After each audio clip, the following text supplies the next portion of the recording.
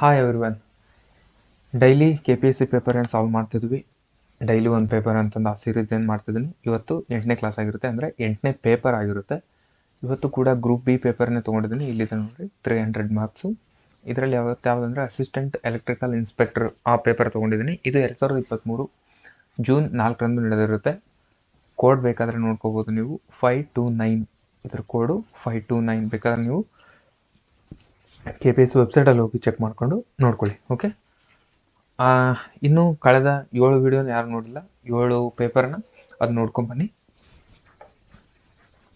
ಅಂದರೆ KPSC ಯಾವ ಪ್ಯಾಟರ್ನಲ್ಲಿ ಹೋಗ್ತಿದ್ದಾನೆ, ಇದು ನಿಮಗೆ ಕಂಪ್ಲೀಟಾಗಿ ಗ್ರಿಪ್ ಬರುತ್ತೆ ಪೇಪರ್. ಓಕೆನಾ, ಅದರ ಹೆಚ್ಚಿಗೆ ನಿಮಗೆ ನೆಕ್ಸ್ಟ್ ಪೇಪರ್ ಹೆಂಗೆ ಬರುತ್ತೆ ಅಂತಂದು ಕೂಡ ಗೊತ್ತಾಗುತ್ತೆ. ನಾನು ಇದರಲ್ಲಿ ಮೆಂಟಲಿಟಿ ಯಾವುದೇ ಕೂಡ ಕವರ್ ಮಾಡ್ತಿಲ್ಲ.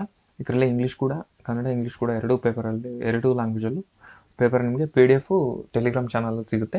ಡಿಸ್ಕ್ರಿಪ್ಷನಲ್ಲಿ ಟೆಲಿಗ್ರಾಮ್ ಚಾನಲ್ ಇದೆ. 20 ಕ್ವಶನ್ನು ಮೆಂಟಲಿಟಿ ಬಗ್ಗೆ ಕೇಳಿದ್ದೇನೆ. ಓಕೆ, ಅದು ಕೂಡ ನೀವು ನೋಡ್ಕೊಳ್ಳಿ, ಸಾಲ್ವ್ ಮಾಡ್ಕೊಳ್ಳಿ. ಅದನ್ನ PDF ಸಿಗುತ್ತೆ ನಿಮಗೆ ಟೆಲಿಗ್ರಾಮ್ ಚಾನಲ್ಲಿ. ಸ್ಟಡಿ ಜೋನ್ ಟೆಲಿಗ್ರಾಮ್ ಚಾನಲ್ ಅಂತ ಡಿಸ್ಕ್ರಿಪ್ಷನಲ್ಲಿ ಲಿಂಕ್ ಇರುತ್ತೆ, ಅಲ್ಲಿ ಜಾಯ್ನ್ ಆದರೆ ಸಿಗುತ್ತೆ. ಓಕೆ, ಫಸ್ಟ್ನೇ ಕ್ವಶನ್ನು 21ನೇ ಕ್ವಶನಿಂದ ನಮ್ಗೆ GK ಸ್ಟಾರ್ಟ್ ಆಗುತ್ತೆ. ಇಲ್ಲಿಂದ ಕರೆಕ್ಟ್ 80 ಕ್ವಶನ್ GKನೇ ಇರೋದು.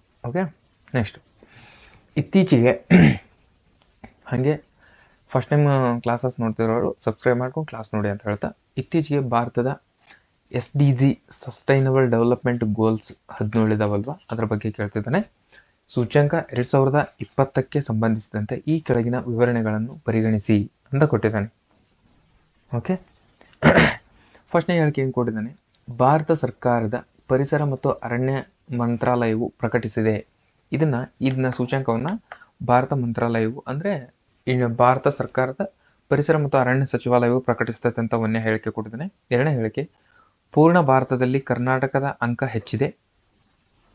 ಭಾರತದಲ್ಲಿ ಕರ್ನಾಟಕದ ಮಾರ್ಕ್ಸ್ ಅಂದರೆ ಕರ್ನಾಟಕದ ರ್ಯಾಂಕಿಂಗ್ ಜಾಸ್ತಿ ಇದೆ ಅಂತ ಹೇಳ್ತಿದ್ದಾನೆ. ಅಗ್ರ ಶ್ರೇಣಿಯಲ್ಲಿ ಕೇರಳ ಇದೆ ಅಂತ ಹೇಳ್ತಿದ್ದಾನೆ. ನೆಕ್ಸ್ಟು ಸಸ್ಟೈನಬಲ್ ಡೆವಲಪ್ಮೆಂಟ್ ಗೋಲ್ಸ್ ಇಂಡಿಯಾದ ಸೂಚ್ಯಂಕದಲ್ಲಿ ಕರ್ನಾಟಕವು ಫ್ರಂಟ್ ರನ್ನರ್ ವರ್ಗಕ್ಕೆ ಸೇರಿದೆ ಅಂತಂದು 4 ಹೇಳಿಕೆಗಳು ಕೊಟ್ಟಿದ್ದಾನೆ. ಇದರಲ್ಲಿ ಮತ್ತೆ ಕೆಳಗೆ AC ಮಾತ್ರ, B ಮತ್ತು C, BC D, A ಮಾತ್ರ ಅಂತಂದು ಇಷ್ಟು ಆಪ್ಷನ್ ಕೊಟ್ಟಿದ್ದಾನೆ. ಇದರಲ್ಲಿ ರೈಟ್ ಆನ್ಸರ್ ಯಾವುದು ಅಂತಂದು ಮತ್ತೆ ಈ ಆಪ್ಷನಲ್ಲಿ ಕಂಡುಹಿಡಬೇಕಾಗಿರುತ್ತೆ. ಓಕೆನಾ, ಇದಕ್ಕೆ ರೈಟ್ ಆನ್ಸರ್ ಅಂದರೆ BCD ರೈಟ್ ಆಗಿರುತ್ತೆ. ಯಾಕಂದರೆ ಒಂದೇ ಹೇಳಿಕೆ ಏನು ಹೇಳಿದಾನೆ ಅಂದರೆ, ಅವನು ಭಾರತ ಸರ್ಕಾರದ ಪರಿಸರ ಮತ್ತು ಅರಣ್ಯ ಮಂತ್ರಾಲಯವು ಅಂದರೆ ಅರಣ್ಯ ಸಚಿವಾಲಯ ಅಂತ ಏನು ಹೇಳಿದಾನಲ್ವ, ಇದು ರಾಂಗ್ ಆನ್ಸರ್. ಇದು ಯಾಕಂದರೆ ಇದನ್ನು ಹೊರಡಿಸೋದು ಯುನೈಟೆಡ್ ನೇಷನ್ಸ್ ಅದನ್ನ ಹೊರಡಿಸ್ತಾರೆ. ಓಕೆನಾ, ವಿಶ್ವಸಂಸ್ಥೆ ಅದನ್ನ ಹೊರಡಿಸ್ತದೆ. ಓಕೆನಾ, ಇದು ರಾಂಗ್. ಇದು ಫಸ್ಟ್ನೇ ಹೇಳಿಕೆ ರಾಂಗ್ ಆಗಿರ್ತದೆ, ಅದಕ್ಕೋಸ್ಕರ. ಓಕೆನಾ, ನೆಕ್ಸ್ಟ್ 23ನೇ ಕ್ವಶನ್ ಏನು ಕೇಳಿದಾನೆ ಅಂದರೆ, ಗುಕೇಶ್ ಅವ್ರ ಬಗ್ಗೆ ಕೇಳಿದಾನೆ. ಚೆಸ್ ಅವ್ರ ಬಗ್ಗೆ ದುಮ್ಮರಾಜು ಗುಕೇಶ್ ಭಾರತದ ಚೆಸ್ ಆಟಗಾರರಿಗೆ ಸಂಬಂಧಿಸಿದಂತೆ ಕೆಳಗಿನ ಹೇಳಿಕೆಗಳನ್ನು ಪರಿಗಣಿಸಿ. ಇವನು ವಿಶ್ವ ಚೆಸ್ ಚಾಂಪಿಯನ್ ಮ್ಯಾಗ್ನಸ್ ಕಾರ್ಲ್ಸನ್ ರವರನ್ನು ಸೋಲಿಸಿದ ಅತ್ಯಂತ ಕಿರಿಯ ಚೆಸ್ ಆಟಗಾರ ಅಂತ ಒಂದೇ ಆಪ್ಷನ್ ಕೊಟ್ಟಿದ್ದಾನೆ. ಇವನು ವಿಶ್ವ ಚಾಂಪಿಯನ್ ಮ್ಯಾಗ್ನಸ್ ಕಾರ್ಲ್ಸ್ ಅನ್ನು ಸೋಲಿಸಿದ ಏಕೈಕ ಭಾರತೀಯ ಚೆಸ್ ಆಟಗಾರ ಅಂತ ಕೊಟ್ಟಿದ್ದಾನೆ. ಇದರಲ್ಲಿ ಏನು ಕೇಳಿದ್ದಾನೆ, ಸರಿ ಅಲ್ಲ, ಯಾವ್ದು ರಾಂಗ್ ಅಂತ ಕೇಳಿದ್ದಾನೆ. ಹಾಗಿರೋದ್ರಿಂದ ಬಿನೇ ರಾಂಗ್. ಯಾಕಂತ ಹೇಳ್ತೀನಿ, ವಿಶ್ವ ಟಾಪ್ 100ಕ್ಕೆ ಪ್ರವೇಶಿಸಿದ ಅತ್ಯಂತ ಕಿರಿಯ ಚೆಸ್ ಆಟಗಾರರು ಕೂಡ ಗುಕೇಶ್ ಅವರಾಗಿರ್ತಾರೆ. ಚೆನ್ನೈನಲ್ಲಿ ನಡೆದ ಚೆಸ್ ಒಲಿಂಪಿಯಾಡ್ 2022ರಲ್ಲಿ ಉಜ್ಬೇಕಿಸ್ತಾನದ ನೋಡಿಬೆರ್ಕ್ ಅಬುಸ್ಟೋರೋವಾ ನೊಂದಿಗೆ ಸೋತ ಆಟಗಾರರು ಕೂಡ ಇವರು ಆಗಿರ್ತಾರೆ. ಓಕೆನಾ, ಇವೆಲ್ಲ ಹೇಳಿಕೆಗಳಲ್ಲಿ ಯಾವುದು ರಾಂಗ್ ಅಂದರೆ B ಹೇಳಿಕೆ ರಾಂಗ್ ಆಗೈತಿ. ಕೆಳಗೆ ಮತ್ತೆ ಆಪ್ಷನ್ ಕೊಟ್ಟಿದ್ದಾನೆ, B ಮಾತ್ರ, C ಮಾತ್ರ, D ಮಾತ್ರ ಅಂತಂದು. ಇದರಲ್ಲಿ B ರಾಂಗ್ ಆಗಿರ್ತದೆ. ಯಾಕಂದರೆ ಏಕೈಕ ಅಂತ ಕೊಟ್ಟಿರೋದ್ರಿಂದ ರಾಂಗು. ಯಾಕಂದರೆ ಇವರನ್ನ ಸೋಲಿಸಿದರು ಭಾರತದ R ಪ್ರಜ್ಞಾನಂದ ಕೂಡ ಸೋಲಿಸಿರ್ತಾರೆ. R ಪ್ರಜ್ಞಾನಂದ ಇವರು ಕೂಡ ಸೋಲಿಸಿರ್ತಾರೆ. ಒಟ್ಟು ಇಬ್ಬರು ಮೂವರು ಸೋಲಿಸಿರ್ತಾರೆ ಇವ್ರನ್ನ ಭಾರತದಿಂದ. ಓಕೆನಾ, ಇದರಲ್ಲಿ ಏಕೈಕ ಅಂತ ಕೊಟ್ಟಿರೋದ್ರಿಂದ ಅದು ರಾಂಗು. ಓಕೆ, ನೆಕ್ಸ್ಟ್ 22ನೇ ಕ್ವಶನ್ ಏನು ಕೊಟ್ಟಿದ್ದಾನೆ ಅಂದರೆ, ನ್ಯಾಯಾಧೀಶ DY ಚಂದ್ರಚೂಡ ಭಾರತದ ನೂತನ ಮುಖ್ಯ ನ್ಯಾಯಾಧೀಶರಾಗಿ ಸಂಬಂಧಿಸಿದಂತೆ ಈ ಕೆಳಗಿನ ಹೇಳಿಕೆಗಳನ್ನು ಪರಿಗಣಿಸಿದ್ದೇವೆ. ಒಂದೇ ಹೇಳಿಕೆ ಏನು ಕೊಟ್ಟಿದ್ದಾರೆ ಅಂದರೆ, ಇವರು 9 ನವೆಂಬರ್ 2022ರಂದು ಹುದ್ದೆಯನ್ನು ವಹಿಸಿಕೊಂಡರು. ಇನ್ಕ್ಲೂಡ್ ನಂಬರು, ಡೇಟು ಕೂಡ, ಡೇಟು ಮತ್ತು ತಿಂಗಳು ಕೂಡ ಕೇಳ್ತಿದ್ದಾನೆ. ಅದಕ್ಕೆ ಸರಿ ನೋಡ್ಕೊಳ್ಳಿ. ಓಕೆ, ಇವರು ಭಾರತದ 50ನೇ ಮುಖ್ಯ ನ್ಯಾಯಮೂರ್ತಿ. ರೈಟ್. ಇವರು 13 ಮೇ 2016ರಂದು ಭಾರತದ ಸರ್ವೋಚ್ಚ ನ್ಯಾಯಾಲಯದ ನ್ಯಾಯಾಧೀಶರಾಗಿ ನೇಮಕಗೊಂಡಿದ್ದರು. ಇದು ಕೂಡ ರೈಟು. ಇವರು 10ನೇ ನವೆಂಬರ್ 2024ರವರೆಗೆ ಹುದ್ದೆಯಲ್ಲಿ ಇರ್ತಾರೆ ಅಂತ ಹೇಳ್ತಿದ್ದಾರೆ. ಆಗಿರೋದ್ರಿಂದ ಎಲ್ಲ ಹೇಳಿಕೆಗಳು ಕೂಡ ರೈಟ್ ಆಗಿರ್ತವೆ. ಕ್ವಶನ್ ಏನು ಕೊಟ್ಟಿದ್ದಾರೆ ಇದರಲ್ಲಿ, ಯಾವ ಹೇಳಿಕೆ ಸರಿಯಲ್ಲ ಅಂತ ಹೇಳಿರ್ತಾನೆ, ಮೇಲಿನ ಯಾವುದೂ ಅಲ್ಲ ಅಂದರೆ ಎಲ್ಲ ಹೇಳಿಕೆಗಳು ಕೂಡ ಸರಿಯಾಗಿದ್ದಾವೆ. ನೆಕ್ಸ್ಟ್ 24ನೇ ಕ್ವಶನ್ ಏನಿದೆ, ಎಕನಾಮಿಕ್ಸ್ ಬಗ್ಗೆ ಕೇಳಿದಾನೆ. ಆರ್ಥಿಕ ಸಮೀಕ್ಷೆ ಎಕನಾಮಿಕ್ಸ್ ಸರ್ವೆ ಬಗ್ಗೆ ಕೇಳಿದಾನೆ. ಆರ್ಥಿಕ ಸಮೀಕ್ಷೆ 2021-22 ಅನುಸಾರ 2018ರಲ್ಲಿ ಕರ್ನಾಟಕದ ಒಟ್ಟು ಫಲವತ್ತತೆಯ ದರ 2018ಕ್ಕೆ ಕಂಪೇರ್ ಮಾಡಿಕೊಂಡು 2021-22ನ 2018ಕ್ಕೆ ಕಂಪೇರ್ ಮಾಡಿಕೊಂಡು 2023ರಲ್ಲಿ ಕ್ವಶನ್ ಕೇಳಿದಾನೆ. ಇನ್ನೊಮ್ಮೆ 2021-22ರ ಆರ್ಥಿಕ ಸಮೀಕ್ಷೆಗೆ 2018ರ ಆರ್ಥಿಕ ಸಮೀಕ್ಷೆಯನ್ನು ಕಂಪೇರ್ ಮಾಡಿಕೊಂಡು 2023ರಲ್ಲಿ ಕ್ವಶನ್ ಕೇಳಿದಾನೆ. ಇದಕ್ಕೆ ಡೈರೆಕ್ಟ್ ಆನ್ಸರ್ಗೆ ಹೋಗೋದಾದರೆ ಫಲವತ್ತತೆಯ ಪ್ರತಿಸ್ಥಾಪನೆಯು ಮಟ್ಟಕ್ಕಿಂತ ಕಡಿಮೆಯಾಗಿದೆ. ಇದು ರೈಟ್ ಆನ್ಸರ್. ಇದಕ್ಕೆ ಇದು ನೀವು ಹೆಂಗೆ ಅರ್ಥ ಮಾಡ್ಕೊತೀರೋ ನಿಮ್ಮ ಮೇಲೆ ಡಿಪೆಂಡ್. ಓಕೆ, 26ನೇ ಕ್ವಶನ್ ಏನು ಕೇಳಿದಾನೆ ಅಂದರೆ, ಇವುಗಳಲ್ಲಿ ಯಾವ ನಗರಗಳು 2022ರ S C O Shanghai cooperation ಬರ್ತಲ್ಲ ಅದ್ರ ಶೃಂಗಸಭೆಯಲ್ಲಿ ಮೊಟ್ಟ ಮೊದಲ SCO ಪ್ರವಾಸೋದ್ಯಮ ಮತ್ತು ಸಾಂಸ್ಕೃತಿಕ ರಾಜಧಾನಿಯನ್ನಾಗಿ ಹೆಸರಿಸಲಾಗಿದೆ? ಉಜ್ಜಯಿನಿ, ಪ್ರಯಾಗ್ರಾಜ್, ವಾರಣಾಸಿ, ಬೋಧ್ಗಯಾ ಅಂತ ಆಪ್ಷನ್ ಕೊಟ್ಟಿದ್ದಾನೆ. ಇದಕ್ಕೆ Varanasi right answer. Next Indian ISRO ಬಗ್ಗೆ ಕೇಳ್ತಾನೆ. Indian space research organisation ISRO dash OneWeb ಉಪಗ್ರಹವನ್ನು ಡ್ಯಾಶ್ ಉಡಾವಣಾ ವಾಹನದ ಬಳಕೆಯ ಮೂಲಕ 23/10/2022ರಂದು ಉಡಾಯಿಸಲಾಯಿತು ಅಂತ ಹೇಳಿದ್ದಾನೆ. 23/10/2022ರಂದು ಉಡಾಯಿಸಲಾಯಿತು. ಡೇಟ್ ಮೆನ್ಷನ್ ಮಾಡಿರೋದ್ರಿಂದ ಎಕ್ಸಾಕ್ಟ್ ಆಗಿ ಗೊತ್ತಿರಬೇಕು ನಮಗೆ. ಹಾಗಾದ್ರೆ ಇಸ್ರೋ ಇದಕ್ಕೆ ರೈಟ್ ಆನ್ಸರ್ ಏನಂದ್ರೆ ಫಸ್ಟ್ನೇದು 36. ಇದಕ್ಕೆ ಇಸ್ರೋ 36 ಒನ್ ವೆಬ್ ಉಪಗ್ರಹವನ್ನು LVM3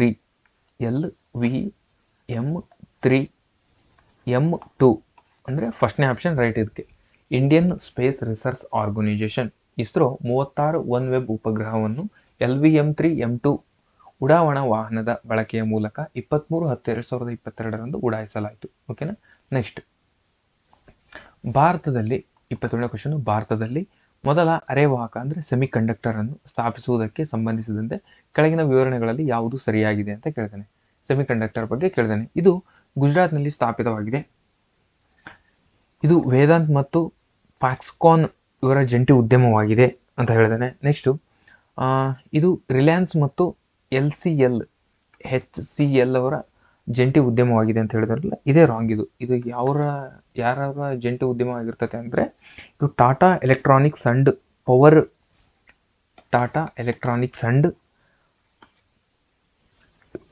PSME ಅಂದರೆ ಮ್ಯಾನುಫ್ಯಾಕ್ಚರಿಂಗ್ ಕಾರ್ಪೊರೇಷನ್ ಅಂತ ಬರುತ್ತೆ. Tata electronics and manufacturing cooperation ಅಂತ ಬರುತ್ತೆ. ಅದರ ಜಂಟಿ ಉದ್ಯಮವಾಗಿರ್ತದೆ ಇದು. ಹಾಗೆ 4ನೇ ಆಪ್ಷನ್ ಏನು ಕೊಡುತ್ತೆ, ಘಟಕದ ವೆಚ್ಚ 1,54,000 ಕೋಟಿಗಳು ಅಂತ ಹೇಳೋದು ಏನು ಕೊಡ್ತಾನೆ. ಇದೆಲ್ಲ ಕೂಡ ರೈಟ್. ಅಂದರೆ ಸಿ ಒಂದೇ ರಾಂಗ್ ಇದರಲ್ಲಿ, ಅಂದರೆ ABD ರೈಟ್ ಆನ್ಸರ್ ಇದಕ್ಕೆ. ಓಕೆ ನೋಡಿ, ಕ್ವಶನ್ ನೋಡ್ಕೊಳ್ಳಿ. ಭಾರತದ ಮೊದಲ ಅರೆವಾಹಕ ಸೆಮಿ ಕಂಡಕ್ಟರ್ ಎಲ್ಲಿ ಸ್ಥಾಪಿಸೋದು? ಗುಜರಾತ್ನಲ್ಲಿ ವೇದಾಂತ್ ಫಾಕ್ಸ್ಕಾನ್ ಜಂಟಿ ಉದ್ಯಮವಾಗಿದ್ದು, Tata electronics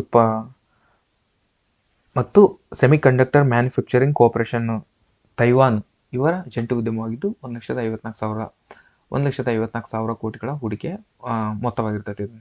next question 28ನೇ question ಏನು ಕೇಳಿದಾನೆ ಅಂದರೆ, ಹೇಳಿಕೆ 1 ಮತ್ತು ಹೇಳಿಕೆ A and R ಅಂತ ಕೊಟ್ಟಿದ್ದಾನೆ. ಓಕೆ, ಇದರಲ್ಲಿ ಸ್ವತಂತ್ರ ಪಡೆದಾಗಿನಿಂದಲೂ ಮೊಟ್ಟ ಮೊದಲ ಬಾರಿಗೆ 2001 ಮತ್ತು 2011ರ ದಶಾವಧಿಯಲ್ಲಿನ ಜನಸಂಖ್ಯೆ ಹೆಚ್ಚಳವು ಭಾರತದ ಗ್ರಾಮೀಣ ಪ್ರದೇಶಕ್ಕಿಂತ ನಗರ ಪ್ರದೇಶದದ್ದೇ ಆಗಿದೆ.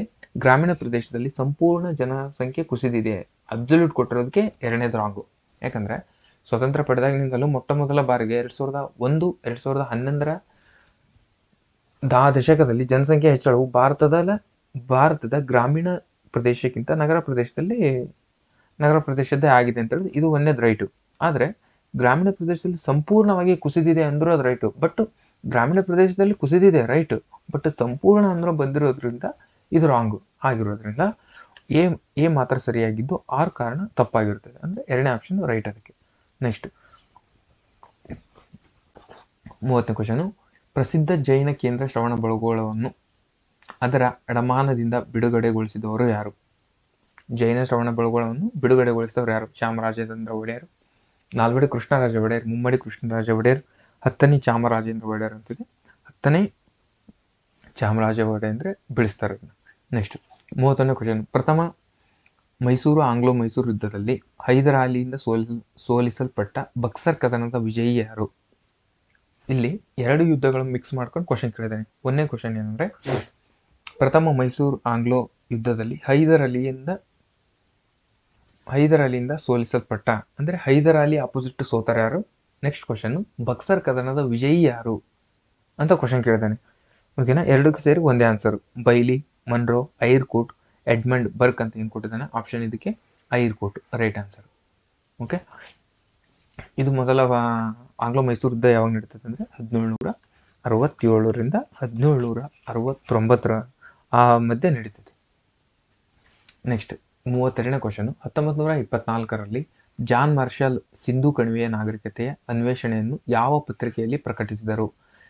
ಇಲ್ಲಿಸ್ಟ್ರೇಟ್ ಲಂಡನ್ ನ್ಯೂಸ್ ಇದರಲ್ಲಿ ಪ್ರಕಟಿಸಿದ್ದಾರೆ. 1924ರಲ್ಲಿ ಜಾನ್ ಮಾರ್ಷಲ್ ರವರು ಸಿಂಧೂ ಕಣಿವೆ ನಾಗರಿಕತೆಯ ಅನ್ವೇಷಣೆಯನ್ನು ಇಲ್ಲಿಸ್ಟ್ರೇಟೆಡ್ ಲಂಡನ್ ನ್ಯೂಸ್ ಅಲ್ಲಿ ಪ್ರಕಟಿಸ್ತಾರೆ. ಓಕೆ, ನೆಕ್ಸ್ಟ್ ಋಗ್ವೇದದಲ್ಲಿ 9ನೇ ಮಂಡಲವು ಯಾರ ಬಗ್ಗೆ ತಿಳಿಸುತ್ತದೆ ಅಂದ್ರೆ ಸೋಮನ ಬಗ್ಗೆ. ಸೋಮ ಬಗ್ಗೆ ತಿಳಿಸುವುದೇ 9ನೇ ಮಂಡಲ, ಸೋಮ ಬಗ್ಗೆ ತಿಳಿಸ್ತದೆ. ನೆಕ್ಸ್ಟ್ ಇದು ಕೂಡ ರಿಪೀಟೆಡ್ ಕ್ವಶನ್ ನೋಡ್ರಿ, ಇದು ನೋಡ್ಕೊಳ್ಬೇಕಾದ್ರೆ ನೀವು 7 ಪೇಪರ್ ಯಾರು ಫಾಲೋ ಮಾಡಿರ್ತೀರಾ ಅವ್ರಿಗೆ ಇದ್ರ ಬಗ್ಗೆ ಗೊತ್ತಿರುತ್ತೆ. ಓಕೆ, 29ನೇದು ಜನಗಣತಿ, ಮತ್ತು ಇದು ರಿಪೀಟೆಡ್, ಈ ಕಾನ್ಸೆಪ್ಟ್ ಈ ಬೇಸ್ ಮೇಲೆ ಕೇಳಿದಾನೆ, ಇದು ಕೂಡ ರಿಪೀಟೆಡ್ ಇದು. ಓಕೆ, ಕರ್ನಾಟಕ, ಮಿಜೋರಾಂ, ಮಹಾರಾಷ್ಟ್ರ, ಪಶ್ಚಿಮ ಬಂಗಾಳ ಜನಗಣತಿ ಅನುಸಾರ ನಗರ ಪ್ರದೇಶದ ಜನಸಂಖ್ಯೆ ಶೇಕಡಾವಾರು ಯಾವುದಂತ ಕೇಳಿದಾನೆ. ಕರ್ನಾಟಕದ 42.58 ರೈಟ್, ಮಿಜೋರಾಂ 51.51 ರೈಟ್, ಮಹಾರಾಷ್ಟ್ರ 48.45 ಇದು ಕೂಡ ರೈಟ್, ಪಶ್ಚಿಮ ಬಂಗಾಳ 31.89 ಇದು ಕೂಡ ರೈಟ್. ಎಲ್ಲ ಹೇಳಿಕೆಗಳು ಸರಿಯಾಗಿನೇ ಕೊಟ್ಟಿದ್ದಾನೆ ಅದಕ್ಕೆ. ಓಕೆ, ನೆಕ್ಸ್ಟ್ ಕೆಳಗಿನವರಲ್ಲಿ ಗೌತಮ ಬುದ್ಧನ ಮೊದಲ ಶಿಕ್ಷಕ ಯಾರು? ಅವರಿಗೆ ಧ್ಯಾನದ ತಂತ್ರಗಳನ್ನು ಕಲಿಸಿದವರು ಯಾರು ಅಂತ ಕೇಳಿದರೆ ಮುಗ್ಗಾಲಿಪಟ್ಟ ಟಿಸ್ಸ, ಅಲಾರ ಕಲಾಮ, ಉದ್ದಕ ರಾಮಪುಟ್ಟ. ನೆಕ್ಸ್ಟ್ ಮಕಾಲಿ ಗೋಸಲ ಮತ್ತು ನಿಗಂತ ನಟಪುಟ್ಟ ಅಂತ ಆಪ್ಷನ್ ಕೊಟ್ಟಿದ್ದಾನೆ. ಇದಕ್ಕೆ ರೈಟ್ ಆನ್ಸರು ಅಲಾರ ಕಲಾಮ ಅಂತ ಏನಿದೆ ಅಲ್ವಾ, ಇವರು ಗೌತಮ ಬುದ್ಧರ ಮೊದಲ ಶಿಕ್ಷಕ ಮತ್ತು ಧ್ಯಾನದ ತಂತ್ರಗಳನ್ನು ಹೇಳಿಕೊಟ್ಟವರು. ನೆಕ್ಸ್ಟ್ ಭಾರತದ ಪ್ರಥಮ ರೈಲು ಮಾರ್ಗ ಯಾವ ಪ್ಲೇಸ್ ಮೇಲೆ ಹೋಯ್ತು ಅಂತ ಹೇಳಿದ್ರೆ ಮುಂಬೈ ಮತ್ತು ಠಾಣಾ. ಹಾಗೆ ಇದು ಯಾವಾಗ ಸ್ಟಾರ್ಟ್ ಆಯ್ತು ಅಂದ್ರೆ 1853. ಹಾಗೆ 1 ಪಾಯಿಂಟ್ ನೆನ್ಪಿಟ್ಕೊಳ್ರಿ, 1853 ಏಪ್ರಿಲ್ 16. ಯಾಕೆ ಡೇಟ್ ಕಂಪ್ಲೀಟ್ ಹೇಳ್ತಿದ್ದೀನಿ ಅಂದ್ರೆ KPSC ಅದೇ ತರ ಕೇಳ್ತಾನೆ, ಅದಕ್ಕೋಸ್ಕರ ಕಲಿಯೋ ಮುಂದೆ ಒಂಚೂರು ಜಾಸ್ತಿ ಕಲಿದ್ರೆ ಎಲ್ಲೋ ಒಂದತ್ರ ಯೂಸ್ ಆಗೇ ಆಗುತ್ತದೆ. ಅದಕ್ಕೆ ನಿಮಗೆ ಕ್ವಶನ್ ಬಂದಾಗ ನೆನಪಾಗುತ್ತೆ, ಒಂದ್ಸಲ ಕೇಳಿದ್ನಲ್ವಾ ಅಂತ ನೆನಪಾಗಿ ಕರೆಕ್ಟ್ ಮಾಡೋ ಚಾನ್ಸಸ್ ಇರುತ್ತೆ. ಅದಕ್ಕೆ 1915ರಲ್ಲಿ ಮಸ್ಕಿ ಶಾಸನವನ್ನು ಕಂಡು ಹಿಡಿದವರು ಯಾರು? 1915ರಲ್ಲಿ ಮಸ್ಕಿ ಶಾಸನವನ್ನು ಕಂಡು ಹಿಡಿದವರು ಯಾರು? ಕರ್ಲೈಟ್, ಒರೇಟಲ್ ಎಫ್, ಸಿ ಬಿಡನ್, ಅಲೆಕ್ಸಾಂಡರ್ ಕನ್ನಿಂಗ್. ಇದಕ್ಕೆ ರೈಟ್ ಆನ್ಸರ್ ಸಿ ಬಿಡನ್. ಇವರು 1915ರಲ್ಲಿ ಮಸ್ಕಿ ಶಾಸನವನ್ನು ಕಂಡುಹಿಡಿತಾರೆ. ಓಕೆ, ನೆಕ್ಸ್ಟ್ ಕರ್ನಾಟಕ ರಾಜ್ಯದಲ್ಲಿರುವ ಕೃಷ್ಣಮೃಗ ಸಂರಕ್ಷಣಾ ಮೀಸಲು ತಾಣ ಬಂಡೀಪುರ, ನಾಗರಹೊಳೆ, ಪಿಲಿಕುಳ, ಜಯಮಂಗಲಿ ಅಂತ ಏನಿದೆ ಅಲ್ವಾ, ಇದು ಕರ್ನಾಟಕ ರಾಜ್ಯದಲ್ಲಿರುವ ಕೃಷ್ಣಮೃಗ ಸಂರಕ್ಷಣಾ ಮೀಸಲು ತಾಣ ಇರ್ತದೆ. Next 36ನೇ question. ಬನವಾಸಿ 1200 ಮತ್ತು ಪುಲಿಗೇರಿ ಎಂದು ಸಂಖ್ಯಾತ್ಮಕ ಪ್ರತ್ಯಯಗಳಿಂದ ಸೂಚಿಸಲಾದ ಯಾವ ಪ್ರಾಂತ್ಯವು ಸಾಮ್ರಾಜ್ಯಕ್ಕೆ ಸೇರಿದೆ? ಕದಂಬರು, ಗಂಗರು, ಶಾತವಾಹನರು, ಚಾಲುಕ್ಯರು ಅಂತ ಆಪ್ಷನ್ ಕೊಟ್ಟಿದ್ದಾನೆ. ಬನವಾಸಿ ಮತ್ತು ಪುಲಿಗೇರಿ ಇದು ಯಾವ್ದಕ್ಕೆ ರಿಲೇಟೆಡ್ ಅಂತ ಈಗ ರೈಟ್ ಆನ್ಸರ್ ಬಾದಾಮಿ ಚಾಲುಕ್ಯರಿಗೆ ಸೇರಿದ್ದಾರೆ ಅವರು. ನೆಕ್ಸ್ಟ್ BL ರೈಸ್ ಸಂಪಾದಿಸಿದ Mysore and Coorg gazetteer dash ಸಂಪುಟಗಳಲ್ಲಿದೆ? ಮೈಸೂರು ಅಂಡ್ ಕೂರ್ಗ್ ಗೆಜೆಟಿಯರ್ ಇದು 3 ಸಂಪುಟಗಳಲ್ಲಿದೆ. ಓಕೆ, ನೆಕ್ಸ್ಟ್ ಕೆಳಗಿನ ಯಾವ ರಾಜವಂಶಗಳು ತಮ್ಮನ್ನು ಯಾದವ ಕುಲ ತಿಲಕ, ಯಾದವ ಕುಲಾಂಬರದ್ಯುರಮಣಿ ಮತ್ತು ದ್ವಾರವತಿ ಎಂದು ಘೋಷಿಸಿದೆ? ದೇವಗಿರಿಯ ಯಾದವರು, ದ್ವಾರ ಸಮುದ್ರದ ಹೊಯ್ಸಳರು, ಮಾನ್ಯಕೇಟದ ರಾಷ್ಟ್ರಕೂಟರು, ಬಾದಾಮಿಯ ಚಾಲುಕ್ಯರು. ಇದರಲ್ಲಿ ದ್ವಾರ ಸಮುದ್ರದ ಹೊಯ್ಸಳರಿಗೇನೆ ತಮ್ಮನ್ನು ಯಾದವ ಕುಲ ತಿಲಕ, ಯಾದವ ಕುಲಾಂಬರದ್ಯುರಮಣಿ ಮತ್ತು ದ್ವಾರವತಿ ಎಂದು ಘೋಷಿಸಿಕೊಂಡಿರ್ತಾರೆ ಅವರು. ಓಕೆ, ನೆಕ್ಸ್ಟ್ ಮನ್ಸಬ್ದಾರಿ ಪದ್ಧತಿ 2 ಬಗೆಗಳು ಯಾವುವು? ಮನ್ಸಬ್ದಾರಿ ಪದ್ಧತಿಯ 2 ಬಗೆಗಳು ಯಾವುದು? ಕಂದಾಯ ಮತ್ತು ನಾಗರಿಕತೆನ? ಕಂದಾಯ ಮತ್ತು ನಾಗರಿಕ, ಆ, ನ್ಯಾಯಾಂಗ ಮತ್ತು ನಾಗರಿಕ, ನಾಗರಿಕ ಮತ್ತು ಸೈನಿಕ, ಹಣಕಾಸು ಮತ್ತು ನಾಗರಿಕ ಅಂತ ಕೊಟ್ಟಿರ್ತಾರೆ. ಇದಕ್ಕೆ ರೈಟ್ ಆನ್ಸರ್ ನಾಗರಿಕ ಮತ್ತು ಸೈನಿಕ. ಮನ್ಸಬ್ದಾರಿ ತಂದರು ಯಾರು? ಹಂಗೆ ಮತ್ತೊಂದು ಕ್ವಶನ್, ಅಕ್ಬರ್. ಮನ್ಸಬ್ದಾರಿ ತಂದರು ಅಕ್ಬರ್.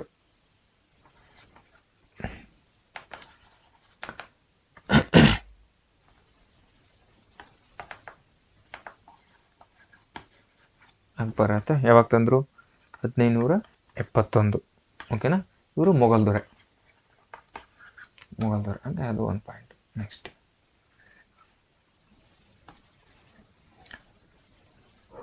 ಕ್ವಶನ್ ಹೇಗೆ ಬರ್ತವೆ ಅಂತ ನೀವು ಅಬ್ಸರ್ವ್ ಮಾಡ್ತಿರ್ಬೇಕಷ್ಟೇ. ಯಾವ ಟಾಪಿಕ್ ಮೇಲೆ ಕೇಳ್ತಿದ್ದಾನೆ, ಯಾವ ಸಬ್ಜೆಕ್ಟಲ್ಲಿ ಎಷ್ಟು ವೇಟೇಜ್ ಇಟ್ಟು ಕೇಳ್ತಿದ್ದಾನೆ, ಯಾವ ಟಾಪಿಕಲ್ಲಿ ಅದೇ ಟಾಪಿಕ್ನಲ್ಲೇ ಯಾಕೆ ರಿಪೀಟ್ ಡೆಪ್ತಾಗಿ ಕೇಳ್ತಿದ್ದಾನೆ, ಆ ಪೇಪರಲ್ಲಿ ಆ ಥರ ಕೇಳಿದ್ರೆ ಈ ಪೇಪರಲ್ಲಿ ಯಾಕೆ ಅದೇ ಟಾಪಿಕ್ನ ಇನ್ನೊಂದು ಲೆವೆಲ್ ಒಂದು ಸ್ಟೆಪ್ ಮುಂದೆ ಹೋಗಿ ಕೇಳ್ತಿದ್ದಾನೆ.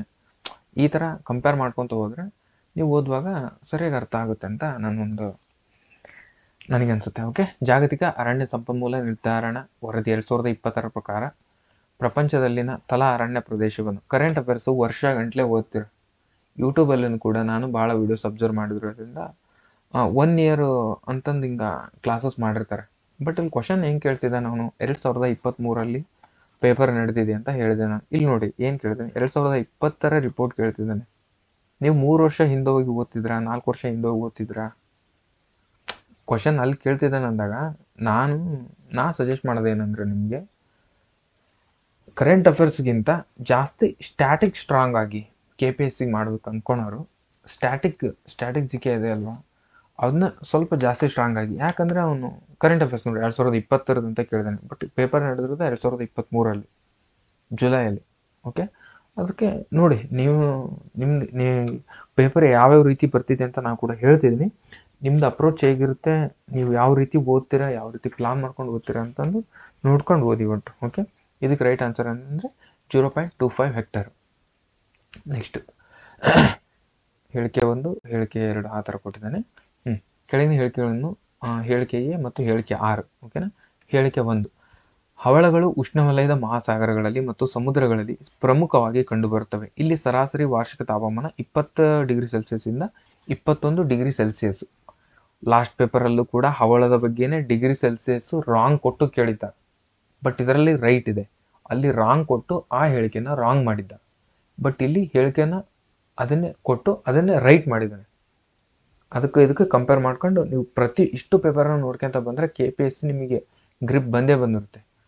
ರೆಗ್ಯುಲರ್ ಫಾಲೋ ಮಾಡ್ತಿರೋರು ಬೇಕಾದ್ರೆ ಹೇಳಿ ನಿಮ್ಗೆ ಯಾವ ರೀತಿ ಅನಿಸ್ತಿದೆ ಇಷ್ಟು ಮಾಡ್ತಿರೋದು. ಓಕೆ, ನೆಕ್ಸ್ಟ್ 6 ಏನು ಕೊಟ್ಟಿದ್ದಾನೆ, ಇಲ್ಲಿ 30 ಡಿಗ್ರಿಯಿಂದ 35 ಡಿಗ್ರಿ ನಡುವಿನ ಪ್ರಮಾಣದಲ್ಲಿ ಸಾಗರ ಲವಣಾಂಶ ಹೊಂದಿರುವ ಕಣಗಳು ಹೊಂದಿರುವ ಕಾರಣ ಹವಳದ ಕುಡಿಗಳು ಅಂದರೆ ಪಾಲಿಪ್ಸ್ ಬೆಳವಣಿಗೆ ಅತ್ಯಂತ ಸೂಕ್ತವಾಗಿದೆ ಅಂತ ಕೊಟ್ಟಿದ್ದಾನೆ. ಇದರಲ್ಲಿ ಎ ರೈಟ್, ಇದು ಎ 100% ರೈಟ್, ಬಟ್ ರಾಂಗ್ ಯಾಕಂತ ಹೇಳೋದಾದ್ರೆ, ಇದು 30 ಅಂತ ಇದೆಯಲ್ವಾ, ಇದು 29 ಆಗಬೇಕು. 29 ಡಿಗ್ರಿ ಆಗುತ್ತಿದೆ, 29 ಡಿಗ್ರಿ ಸೆಲ್ಸಿಯಸ್ ಅದಕ್ಕೆ ರಿಲೇಟೆಡ್ ಆಗ್ತದೆ. ಹಾಗಿರೋದ್ರಿಂದ ಎ ರಾಂಗ್, ಬಿ ರಾಂಗ್, ಇದು ಆರ್ ರಾಂಗ್. ಇದಕ್ಕೆ ರೈಟ್ ಆನ್ಸರ್ ಏನಂದ್ರೆ ಎ ಸರಿಯಾಗಿದೆ ಮತ್ತು ಆರ್ ತಪ್ಪಾಗಿದೆ. ಇದಕ್ಕೆ ರೈಟ್ ಆನ್ಸರ್. ಓಕೆ, ಅದೇ ರೀತಿ ಕ್ವಶನ್ ಕೇಳಿದ್ದೇನೆ ನೋಡ್ರಿ. ಕ್ವಶನ್ ಎಷ್ಟು ದೊಡ್ಡ ಇದಾವೆ ನೋಡಿ. ಓಕೆ, ಕೆಳಗಿನ ಹೇಳಿಕೆಯನ್ನು ನೀಡಲಾಗಿರುವ ಒಂದನ್ನು ಹೇಳಿಕೆ ಎ ಎಂದು ಒಂದು ಕಾರಣ ಒಂದು ಹೇಳಿಕೆ ಅಂತ ಇದೆ. ಇದಕ್ಕೆ ಕಂಪೇರ್ ಮಾಡ್ಕೊಂಡು ನೋಡ್ಬೇಕು. ಇವಾಗ ಹೇಳಿಕೆ ಏನು ಕೊಟ್ಟಿದ್ದಾನೆ, ಕರೇವಾಸ್ ಎನ್ನುವುದು ನೀರ್ಗಲ್ಲಿನ ಅಂದರೆ ಗ್ಲೇಷಿಯರ್ ಬರುತ್ತಲ್ವ, ಅಲ್ಲಿಯ ಜೇಡಿಮಣ್ಣು ಮತ್ತು ಇತರ ಹಿಮನದಿ ತ್ಯಾಜ್ಯಗಳ ಹುದುಗು ಇರುವ ದಪ್ಪ ನಿಕ್ಷೇಪಗಳಾಗಿದೆ ಅಂತ ಹೇಳಿದಾನೆ. ಒಂದೇದು ರೈಟ್, ಅಬ್ಸಲ್ಯೂಟ್ಲಿ ಒಂದೇದು ರೈಟ್. ಓಕೆ, ನೆಕ್ಸ್ಟ್ ಹಿಮಾಚಲದ ಹಿಮಾಲಯಗಳು ಕರೇವಾಸ್ಗಳು ರಚನೆ ಪ್ರಸಿದ್ಧವಾಗಿದೆ. ಇವು ಕೇಸರಿ ಕುಸುಮದ ಕೃಷಿ ಮಾಡಲು ಉಪಯುಕ್ತವಾಗಿದೆ ಅಂತ ಹೇಳಿರೋದಕ್ಕೆ ರೈಟ್. ಕೇಸರಿಗೆ ಅಂತಾನೆ ಹೇಳಿರೋದಕ್ಕೆ ರೈಟ್. ಯಾಕಂದ್ರೆ ಕೇಸರಿ ಯಾವ್ದ್ರಲ್ಲಿ ಬರುತ್ತೆ ಅಂದ್ರೆ ಲೋಮಿ ಮಣ್ಣು ಅಂತ ಬರುತ್ತೆ ನೋಡಿ, ಲೋಮಿ ಸಾಯಿಲ್, ಇದರಲ್ಲಿ ಕೇಸರಿ ಜಾಸ್ತಿ ಬೆಳೆಯೋದು. ಇವನು ಏನ್ ಹೇಳ್ತಿದ್ದಾನೆ, ಗ್ಲೇಷಿಯರ್ ಅಲ್ಲಿ ಜಾಸ್ತಿ ಬೆಳೆಯುತ್ತದೆ ಅಂತ ಹೇಳ್ತಿದೆ. ಅದಕ್ಕೋಸ್ಕರ ಕಾರಣ ರಾಂಗು, ಬಟ್ ಹೇಳಿಕೆ A right but R wrong. ಅದಕ್ಕೋಸ್ಕರ ಇದಕ್ಕೆ ಕೂಡ ಏನಾಗುತ್ತೆ ಅಂದ್ರೆ ಎ ಸರಿಯಾಗಿದೆ ಬಟ್ ಆರ್ ತಪ್ಪಾಗಿದೆ ಅಂತ ಏನು ಥರ್ಡ್ ಆಪ್ಷನ್ ಇದೆ ಅಲ್ವಾ, ಇದಕ್ಕೆ ರೈಟ್ ಆನ್ಸರ್ ಆಗುತ್ತೆ. ಓಕೆ, ಇದು ಬಟ್ ನಿಮಗೇನು ಅನ್ಸುತ್ತೆ ಎಲ್ಲಿ ಕವರ್ ಆಗಿದೆ ಅಂತ? ಇದು ಜಿಯೋಗ್ರಫಿ ಕ್ವಶನ್. ಇದು ರಂಗನಾಥ್ ಸರ್ ಬುಕ್ ತೆಗೆದು ನೋಡ್ರಿ, ಇನ್ ಡೀಟೇಲ್ ಅಲ್ಲಿಂದ ಕಾಪಿ ಪೇಸ್ಟ್ ಮಾಡಿದೇನೇನಪ್ಪಾ ಅಂತ ಅನ್ನೋ ಥರ ಅನ್ಸುತ್ತೆ ನಿಮಗೆ. ರಂಗನಾಥ್ ಸರ್ ಬುಕ್ ತೆಗೆದು ನೋಡಿಬೇಕಾದ್ರೆ ನಿಮಗೆ ಡೌಟ್ ಇದ್ರೆ. ಓಕೆ, ನೆಕ್ಸ್ಟ್ ನದಿಗಳ ಬಗ್ಗೆ. ಇದು ಕೂಡ ಲಾಸ್ಟ್ ಪೇಪರಲ್ಲಿ ನದಿಗಳ ಬಗ್ಗೆ ಸೇಮ್ ಟು ಸೇಮ್ ಕೇಳಿದ್ದೇನೆ. ನದಿ ಉಪನದಿ, ನದಿ ಉಪನದಿ, ಸೇಮ್ ಅದೇ ಪ್ಯಾಟರ್ನಲ್ಲಿ ಮತ್ತೆ ಬೇರೆ 4 ನದಿ ತೊಗೊಂಡಾನೆ, ಅಲ್ಲಿ ಬೇರೆ 4 ನದಿ ತೊಗೊಂಡಾನೆ, ಇಲ್ಲಿ ಸೇಮ್ ಮತ್ತೆ ಅದೇ ತೊಗೊಂಡಾನೆ. ಓಕೆ, ಬಾಗಾ ನದಿ, ಈಗ ಚಿನಾಬ್ನ ಉಪನದಿ ಬಾಗಾ ನದಿ, ಓಕೆ ರೈಟ್. ಬ್ರಹ್ಮಪುತ್ರದ ಉಪನದಿ ಧನ್ಸಿರಿ ನದಿ, ಓಕೆ ರೈಟ್. ನರ್ಮದದ ಉಪನದಿ ಪ್ರಣಹಿತ, ಓ ಪ್ರಣಹಿತ ನರ್ಮದದ ಉಪನದಿ ಅಲ್ಲ, ಇದು ಗೋದಾವರಿಯ ಉಪನದಿ. ಇದು ಗೋದಾವರಿಯ ಉಪನದಿ ಪ್ರಣಹಿತ.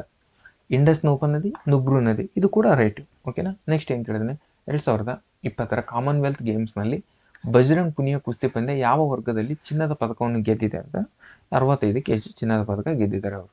ಓಕೆ, 2020. ಹಾಂ, ಮತ್ತೆ ಇಲ್ಲಿ ನೋಡಿ ಕರೆಂಟ್ ಅಫೇರ್ಸ್ ಅಂತಿರಲ್ವಾ, 2020 ಕೇಳ್ತಾನೆ. ಪೇಪರು 2023 ಒತ್ತೆ ಹೇಳ್ತಿದ್ದೀನಿ. ಕ್ವಶನ್ನಲ್ಲಿ ಇಸ್ವಿ ಕೊಟ್ಟು 2 ರಿಂದ 3 ವರ್ಷದ ಹಿಂದೆ ಕರೆಂಟ್ ಅಫೇರ್ಸ್ ಓದಿ ಅಂತ ಹೇಳ್ತಿದ್ದಾನೆ. ಅದನ್ನ ಬಿಟ್ಟು ನಾನು 6 ತಿಂಗಳು ಓದ್ತೀನಿ. PC ಎಕ್ಸಾಮ್ ಅಲ್ಲ ರಾಜ ನೀ ಬರ್ತಿರೋದು, KPS ಎಕ್ಸಾಮು PC ಎಕ್ಸಾಮ್ ಅಲ್ಲ. 6 ತಿಂಗಳದ್ದು ಓದ್ತೀನಿ, 9 ತಿಂಗಳದ್ದು, ಓಹೋ ಅದಾಗಲ್ಲ ನೋಡ್ರಿ. ಅವನು ಇಸ್ವಿ ಕೊಟ್ಟಾಗ ಹೇಳ್ತಿದ್ದಾನೆ, ನೀವು ಯಾರನ್ನೂ ನಂಬೇಡಿ, ಯಾವುದೇ ಎಜುಕೇಟರ್ನು ನಂಬೇಡಿ. ಕ್ವಶನ್ ಪೇಪರ್ ಏನು ಹೇಳುತ್ತೆ ಅದನ್ನೇ ಫಾಲೋ ಮಾಡಿ, ಅದೇ ಮ್ಯಾಟ್ರ್ ಆಗೋದು. ಕ್ವಶನ್ ಪೇಪರ್ ಥ್ರೂ ಯಾರು ಹೇಳ್ತಾರೆ ಅವ್ರನ್ನ ಮಾತ್ರ ನಂಬಬೇಕು. ನೀವು ನನ್ನ ನಂಬಿ ಅಂತಲೂ ಹೇಳೋದಿಲ್ಲ. ನಿಮಗೆ ಒಂದು 10-20 ಕ್ವಶನ್ ಪೇಪರ್ ಇಟ್ಕೊಂಡು ಕುತ್ಕೊಂಡು ನೋಡಿ ಅವ್ನು ಏನು ಎಕ್ಸ್ಪೆಕ್ಟ್ ಮಾಡ್ತಿದ್ದಾನೆ, ಕರೆಂಟ್ ಅಫೇರ್ಸ್ ಎಲ್ಲಿವರೆಗೂ ಎಕ್ಸ್ಪೆಕ್ಟ್ ಮಾಡ್ತಿದ್ದಾನೆ, ಎಲ್ಲಿಂದ ಕ್ವಶನ್ ಬರ್ತಿದೆ, ಅದನ್ನ ನೀವು ನೋಡ್ಕೊಳ್ಳಿ. ಹಂಗೆ ನೋಡ್ಕೊಂಡು ಓದಿ. ಒಬ್ಬೊಬ್ರು ಕರೆಕ್ಟಾಗಿ ಗೈಡ್ ಮಾಡ್ತಾರೆ, ಕೆಲವೊಂದಿಷ್ಟು ಜನ ಅಕ್ಯುರೇಟಾಗಿ ಗೈಡ್ ಮಾಡ್ತಾರೆ. KPSC ಪೇಪರ್ ಸಾಲ್ವ್ ಮಾಡ್ತಿರೋರು ಅವ್ರು ಅಕ್ಯುರೇಟ್ ಗೈಡ್ ಮಾಡ್ತಾರೆ. 2-3 ವರ್ಷದ ಕೇಳ್ತಾನೆ ಅಂತಲೇ ಹೇಳ್ತಿರ್ತಾರೆ ಅವರು. ಬಟ್ ನೀವು ಅಂಥವ್ರು ಫಾಲೋ ಮಾಡೋಲ್ಲ, ಯಾಕಂದರೆ ಜಾಸ್ತಿ ಆಗುತ್ತಲ್ಲ ನಿಮಗೆ, ಅದಕ್ಕೆ ಫಾಲೋ ಮಾಡಲ್ಲ ನೀವು. ಅದೇ ಈಗ ಕಡಿಮೆ 1 ವರ್ಷದಲ್ಲಿ 6 ತಿಂಗಳದ್ದು ಕಂಪ್ಲೀಟ್ ವೀಡಿಯೋ, ಈಗ ನಾನೇ ಏನಾದರೂ ನಂದೇ ತೊಗೊಳ್ರಿ ವೀಡಿಯೋ, ನಾನೇನಾದರೂ ಕರೆಂಟ್ ಅಫೇರ್ಸ್ನ 6 ತಿಂಗಳದ್ದು ಕಂಪ್ಲೀಟಾಗಿ ಮ್ಯಾರಥಾನ್ ಅಂತ ಮಾಡೀನಿ ಅಂದರೆ ಆ್ಯಕ್ಚುಲಿ ಜಾಸ್ತಿ ಅದನ್ನೇ ನೋಡ್ತೀರ ನೀವು. ನನಗೇನಾದರೂ 2025 ಎಕ್ಸಾಮ್ ಇರ್ತಿದೆ, 2 ವರ್ಷ ಹಿಂದೆ ಹೋಗಿ ನಾನು ಈಗೇನಾದರೂ ಹಾಗೆ ಎಕ್ಸಾಂಪಲ್ ನಾನೇನು ಮಾಡಲ್ಲ. 2022 ಕಂಪ್ಲೀಟ್ ಒಂದು ವರ್ಷದ್ದು ಕರೆಂಟ್ ಅಫೇರ್ಸ್ ಅಂದರೆ ನೋಡಲ್ಲ ನೀವು ಅದನ್ನು. 2023 ಅಂತಂದ್ರೂ ನೋಡಲ್ಲ ನೀವು. 2024 ಅಂದರೆ ನೋಡ್ತೀರಾ, 1 ವರ್ಷದ ಕರೆಂಟ್ ಅಫೇರ್ಸ್ ಅಂತಂದು. ಓಕೆನಾ. ಬಟ್ ಅಲ್ಲಿ KPSCಲಿ ವರ್ಕೌಟ್ ಆಗಲ್ಲ ಅದು. ನೋಡಿರಿ, ನಾನು ಹೇಳೋದು ನಂಬೇಡಿ, ನೀವು ಯಾರು ಹೇಳೋದು ನಂಬೇಡಿ. ಪೇಪರ್ ಏನು ಹೇಳ್ತಿದೆ ಅದು ನೋಡಿ. 23 ಪೇಪರಲ್ಲಿ 20 ಕ್ವಶನ್ ಕೇಳಿದ್ದಾನೆ. 2020 ಕ್ವಶನ್ನು 2023 ಕೇಳಿದ್ದಾನೆ. ಇದಕ್ಕೆ ರೈಟ್ ಆನ್ಸರು 65. ಓಕೆ, ನಿಮ್ಗೆ ತಿಳಿದಂಗೆ ಓದ್ಕೊಳ್ಳಿ. ನಾನಂತರೂ ನನ್ನ ಮೇಲೆ ಹಾಕೋಣಲ್ಲ, ಈಗ ಹೇಳ್ತೀನಿ ಅಷ್ಟೇ. ಈ ಥರ ಪೇಪರ್ ಬಂದಿದೆ, ಯಾವ ರೀತಿ ಓದ್ಕೊಳ್ತೀರ ನೀವು ಓದ್ಕೊಳ್ಳಿ. Okay, next 46ನೇ question. 2011 ಜನಗಣತಿ ಪ್ರಕಾರ ಸಾಕ್ಷರತೆ ದರದ ಆಧಾರದ ಏರಿಕೆ ಕ್ರಮದಲ್ಲಿ ಕೆಳಗಿನ ರಾಜ್ಯಗಳನ್ನು ಹೊಂದಿಸಿ ಬರೆಯಿರಿ ಅಂತ ಹೇಳಿದ್ದೇನೆ. ಜಾರ್ಖಂಡ್, ಬಿಹಾರ, ಅರುಣಾಚಲ್ ಪ್ರದೇಶ್, ರಾಜಸ್ಥಾನ್ ಅಂತ ಕೊಟ್ಟಿದ್ದೇನೆ 2011 ಜನಗಣತಿ ಪ್ರಕಾರ. ಬಟ್ ನಾವು ಜನಗಣತಿ ಏನು ಓದ್ತೀವಿ, ಯಾವುದು ಜಾಸ್ತಿ ಜನಸಂಖ್ಯೆ ಇದೆ, ಯಾವುದು ಕಡಿಮೆ ಜನಸಂಖ್ಯೆ ಇದೆ, ಯಾವ್ದು ಲಿಂಗಾನುಪಾತ ಜಾಸ್ತಿ ಇದೆ, ಯಾವುದು ಲಿಂಗಾನುಪಾತ ಕಡಿಮೆ ಇದೆ, ಇಷ್ಟಷ್ಟೇ ನೋಡ್ಕೊಂಡು ಹೋಗ್ತೀವಿ. ಇಲ್ಲಿ ತಳ ಇಲ್ಲ ಬುಡ ಇಲ್ಲ, 4 ರಾಜ್ಯಗಳನ್ನು ಹೊಸ್ತಾನೆ ಸಾಕ್ಷರತೆಯ ದರದ ಮೇಲೆ ಬರೀರಿ ಅಂತ ಹೇಳಿದೆ. ಅದ್ರಾಗ ಸ್ವಲ್ಪ ಕುರುಡು ಗುರುತಲ್ಲಿ ನೋಡ್ಕೊಂಡು ಅನ್ನೋಕೆ ನಮ್ಮ ಕರ್ನಾಟಕ ಕೂಡ ಇಲ್ಲ ಅದರೊಳಗೆ. ಯಾವ ಲೆವೆಲಲ್ಲಿ ಪೇಪರ್ ಬರ್ತಿದೆ ಸ್ವಲ್ಪ ಅಬ್ಸರ್ವ್ ಮಾಡಬೇಕು ನೀವು. ಓಕೆ, 2011 ಜನಗಣತಿ ಪ್ರಕಾರ ಸಾಕ್ಷರತೆ ದರದ ಆಧಾರದ ಮೇಲೆ ಏರಿಕೆ ಕ್ರಮದಲ್ಲಿ ಬರೀರಿ ಅಂತ ಹೇಳಿದಾಗ ಇದಕ್ಕೆ ರೈಟ್ ಆನ್ಸರ್ ಅಂದರೆ ಇದರಲ್ಲಿ ನೀವು ಗೆಸ್ ಮಾಡ್ಬೋದು, ಬಿಹಾರ ಲಾಸ್ಟ್ ಇರುತ್ತೆ ಅಂತ ನಿಮಗೆ ಗೊತ್ತಿರುತ್ತೆ. ಓಕೆನಾ. ಬಿಹಾರ ಯಾವುದು ಇಲ್ಲಿದೆ. ಈಗ 50-50 ಚಾನ್ಸಸ್ ಐತೆ ನಿಮಗೆ. ಹೇಗೆ? ಓಕೆನಾ. ಇದ್ರ ಪಕ್ಕಕ್ಕೆ ಅರುಣಾಚಲ ಪ್ರದೇಶ ಇದು ಸ್ವಲ್ಪ ಈಶಾನ್ಯ ರಾಜ್ಯಗಳು ಬರುತ್ತೆ. ಅದು ಕೂಡ ಇದು ನೆಕ್ಸ್ಟ್ ಸ್ವಲ್ಪ ಸ್ಟ್ರಾಂಗ್ ಇರ್ಬೋದು ಅಷ್ಟೇ ಅಂತ ಹಿಂಗೆ ಗೆಸ್ ಮಾಡ್ಕೊಂಡು ಹಾಕ್ಬೋದು. 2ನೇ option right. Okay, Bihar, Arunachal Pradesh, ಹಾಗೆ ರಾಜಸ್ಥಾನ್, ನೆಕ್ಸ್ಟು ಅದರ ನಂತರ ಜಾರ್ಖಂಡ್. Okay, next Ramsar. ಪ್ರತಿ ಪೇಪರಲ್ಲೂ ಕೂಡ ಈಗ 8ನೇ ಪೇಪರ್ ಇದು, ಕನಿಷ್ಠ 6 ಪೇಪರಲ್ಲಿ ನಾನು ರಾಮ್ಸಾರ್ ಬಗ್ಗೆ ಹೇಳಿದ್ದೀನಿ. ಓಕೆ, ಪ್ರತಿ ಪೇಪರಲ್ಲೂ ಕೇಳ್ತಾನೆ. ಓಕೆ, ಇದರಲ್ಲಿ ಪರಿಗಣಿಸಿ ಉತ್ತರವನ್ನು ಕೆಳಗಿನ ಸರಿಯಾದ ಉತ್ತರ ಕೇಳಿದ್ದೀನಿ. ಓಕೆ, ಇದು ನೋಡಿ ಮತ್ತೆ 2023 ಪೇಪರು 22 ಕ್ವಶನ್ ಕೇಳ್ತಾನೆ ಆಗಸ್ಟ್. ಇದು 1 ವರ್ಷದ ರೇಂಜ್ ಒಳಗೈತಿ, ಇದು ಓಕೆನಾ. 2023 ಪೇಪರು 2022 ರೇಂಜಲ್ಲಿ ಕೇಳ್ತಾನೆ, ಇದು ಓಕೆ. ನೀವು ಓದ್ತಿರೋ ಸ್ಟೈಲ್ಗೆ ಇದು ಆನ್ಸರ್ ಕ್ಲಿಕ್ ಆಗುತ್ತೆ. ಓಕೆನಾ. ಇವಾಗ ಏನಂದರೆ 2022ಕ್ಕೆ ಸಂಬಂಧಿಸಿದಂತೆ 64 ಜವಾಬುಗಳು, ಆವಾಗ 64 ಇದ್ದು ರೈಟ್, ಬಟ್ ಇವಾಗ ಇದು ರಾಂಗ್. ಇದು ಈಗ 85 ಇದ್ದಾವೆ. ಓಕೆನಾ. ಹಾಗೆ ರಾಮ್ಸಾರ್ ಇರಾಕ್ನ ಒಂದು ಮುಖ್ಯ ನಗರವಾಗಿದೆ, ಇದು ಕೂಡ ರಾಂಗು. 1971ರಲ್ಲಿ ರಾಮ್ಸಾರ್ ಸಮ್ಮೇಳನ ಭಾರತಕ್ಕೆ ಸಹಿ ಮಾಡಿದೆ, ಇದು ಕೂಡ ರಾಂಗು. ಪ್ರಸ್ತುತ ನೋಡಿದೆ ಅಂದರೆ ಇವು 3 ರಾಂಗು. ಬಟ್ ಅವಾಗ ನೋಡಿದ್ರೆ ಅಂದರೆ ಎ ಮಾತ್ರ ಸರಿ. ಯಾಕಂದರೆ ಅವಾಗ 2022ರಲ್ಲಿ ಎಕ್ಸಾಮ್ ನಡೆದಾಗ ಎ ರೈಟ್ ಆಗ್ತಿತ್ತು. ಬಟ್ ಇವಾಗ 85 ಇದ್ದಾವೆ. ಈಗಿನ ಕಂಪೇರ್ ಮಾಡ್ಕೊಂಡು ನೋಡ್ರೆ 3 ಹೇಳಿಕೆಗಳು ರಾಂಗು. ಯಾಕಂದರೆ ಇವಾಗ ಇದು ಯಾಕೆ ರಾಂಗು? 85 ಇದ್ದಾವೆ. ಇದು ಯಾಕೆ ರಾಂಗು? ರಾಮ್ಸಾರ್ ಇರಾಕ್ನ ಒಂದು ಮುಖ್ಯ ನಗರ ಅಂತ ಹೇಳಿದೆ, ಬಟ್ ಇದು ಇರಾಕ್ ಅಲ್ಲ, ಇರಾನ್ ಅಂತ ಕೊಟ್ಟಿದ್ರೆ ಇದು ಕೂಡ ರೈಟ್ ಆಗ್ತಿತ್ತು. ಇದು ಯಾಕೆ ರಾಂಗ್ ಅಂದರೆ ಏನು ಕೊಟ್ಟಿದೆ ಅಂದರೆ ರಾಮ್ಸಾರ್ ಸಮ್ಮೇಳನ 1971ರಲ್ಲಿ ನಡೀತೈತಿ, ಬಟ್ ಭಾರತ ಸಹಿ ಹಾಕೋದು ಯಾವಾಗ ಅಂದರೆ 1982 ಫೆಬ್ರವರಿ 2ರಂದು ಸಹಿ ಹಾಕೋದು. ಓಕೆನಾ. ಇದು ಕೂಡ ಸ್ವಲ್ಪ ಹಂಗೆ ನೆನಪಿರಲಿ. ಓಕೆ. ನೆಕ್ಸ್ಟ್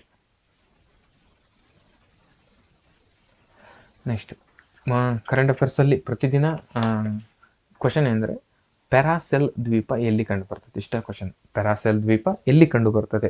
ಇದು ದಕ್ಷಿಣ ಚೀನಾ ಸಮುದ್ರದಲ್ಲಿ ಕಂಡು ಬರ್ತದೆ. ಓಕೆ. ನೆಕ್ಸ್ಟ್ ಇಸ್ರೋನ ಅಧ್ಯಕ್ಷ ನಿಮ್ಗೆಲ್ರಿಗೂ ಗೊತ್ತಿರ್ತದೆ.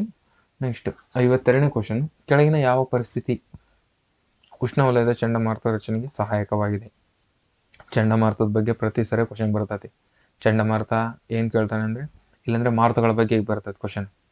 ನಾನು ದಕ್ಷಿಣ ಮಾರುತಗಳು ಅಂತಂದು ಲಾಸ್ಟ್ ಪೇಪರಲ್ಲಿ ಎಲ್ಲ ಹೇಳ್ತಿದ್ದು ನೋಡ್ರಿ. ಪಶ್ಚಿಮ ಮಾರುತಗಳ ಪಲ್ಲಟದಿಂದ ಈಶಾನ್ಯ ರಾಜ್ಯದಲ್ಲಿ ಉತ್ತರ ಭಾಗದಲ್ಲಿ ಮಳೆ ಆಗ್ತದೆ ಅಂತ ಓದಿದ್ದೆ. ಬಟ್ ಅದರ ರಿಲೇಟೆಡ್ನೇ ಚಂಡಮಾರುತದ ಬಗ್ಗೆನೇ ಕೇಳಿದ್ದೇನೆ. ತೇವ ಮತ್ತು ಬಿಸಿ ಗಾಳಿಯ ಬೃಹತ್ ಪ್ರಮಾಣದಲ್ಲಿ ನಿರಂತರವಾಗಿ ಒದಗಿಸುತ್ತದೆ. ಬಿ ಆಪ್ಷನ್ನು ಕೊರಿಯಾಲಿಸಿಸ್ ಬಲ ಅಧಿಕ ಮೌಲ್ಯವಾಗಿದೆ. ಸಿ ಆಪ್ಷನ್ ಏನಿದೆ ಅಂದರೆ ಸಮುದ್ರ ಮಟ್ಟದ ಮೇಲಿನ ಅಭಿಸರಣೆ ಅಂತ ಕೊಟ್ಟಿದ್ದಾನೆ. ಇದಕ್ಕೆ 52ಕ್ಕೆ ಏನಂದ್ರೆ ರೈಟ್ ಆನ್ಸರು ಎ ಮತ್ತು ಬಿ. ಚಂಡಮಾರುತ ರಚನೆಗೆ ತೇವ ಮತ್ತು ಬಿ ಗಾಳಿಯ ಬೃಹತ್ ಪ್ರಮಾಣದ ಮೇಲೆ ನಿರಂತರವಾಗಿ ಒದಗಿಸಲಾಗುತ್ತದೆ, ರೈಟ್. ಕೊರಿಯಾಲಿಸಿಸ್ ಬಲ ಅಧಿಕ ಮೌಲ್ಯವಾಗಿರುತ್ತದೆ ಅಂತ ಹೇಳಿದ್ರಲ್ವ, ಇದು ಕೂಡ ರೈಟ್. ಓಕೆ.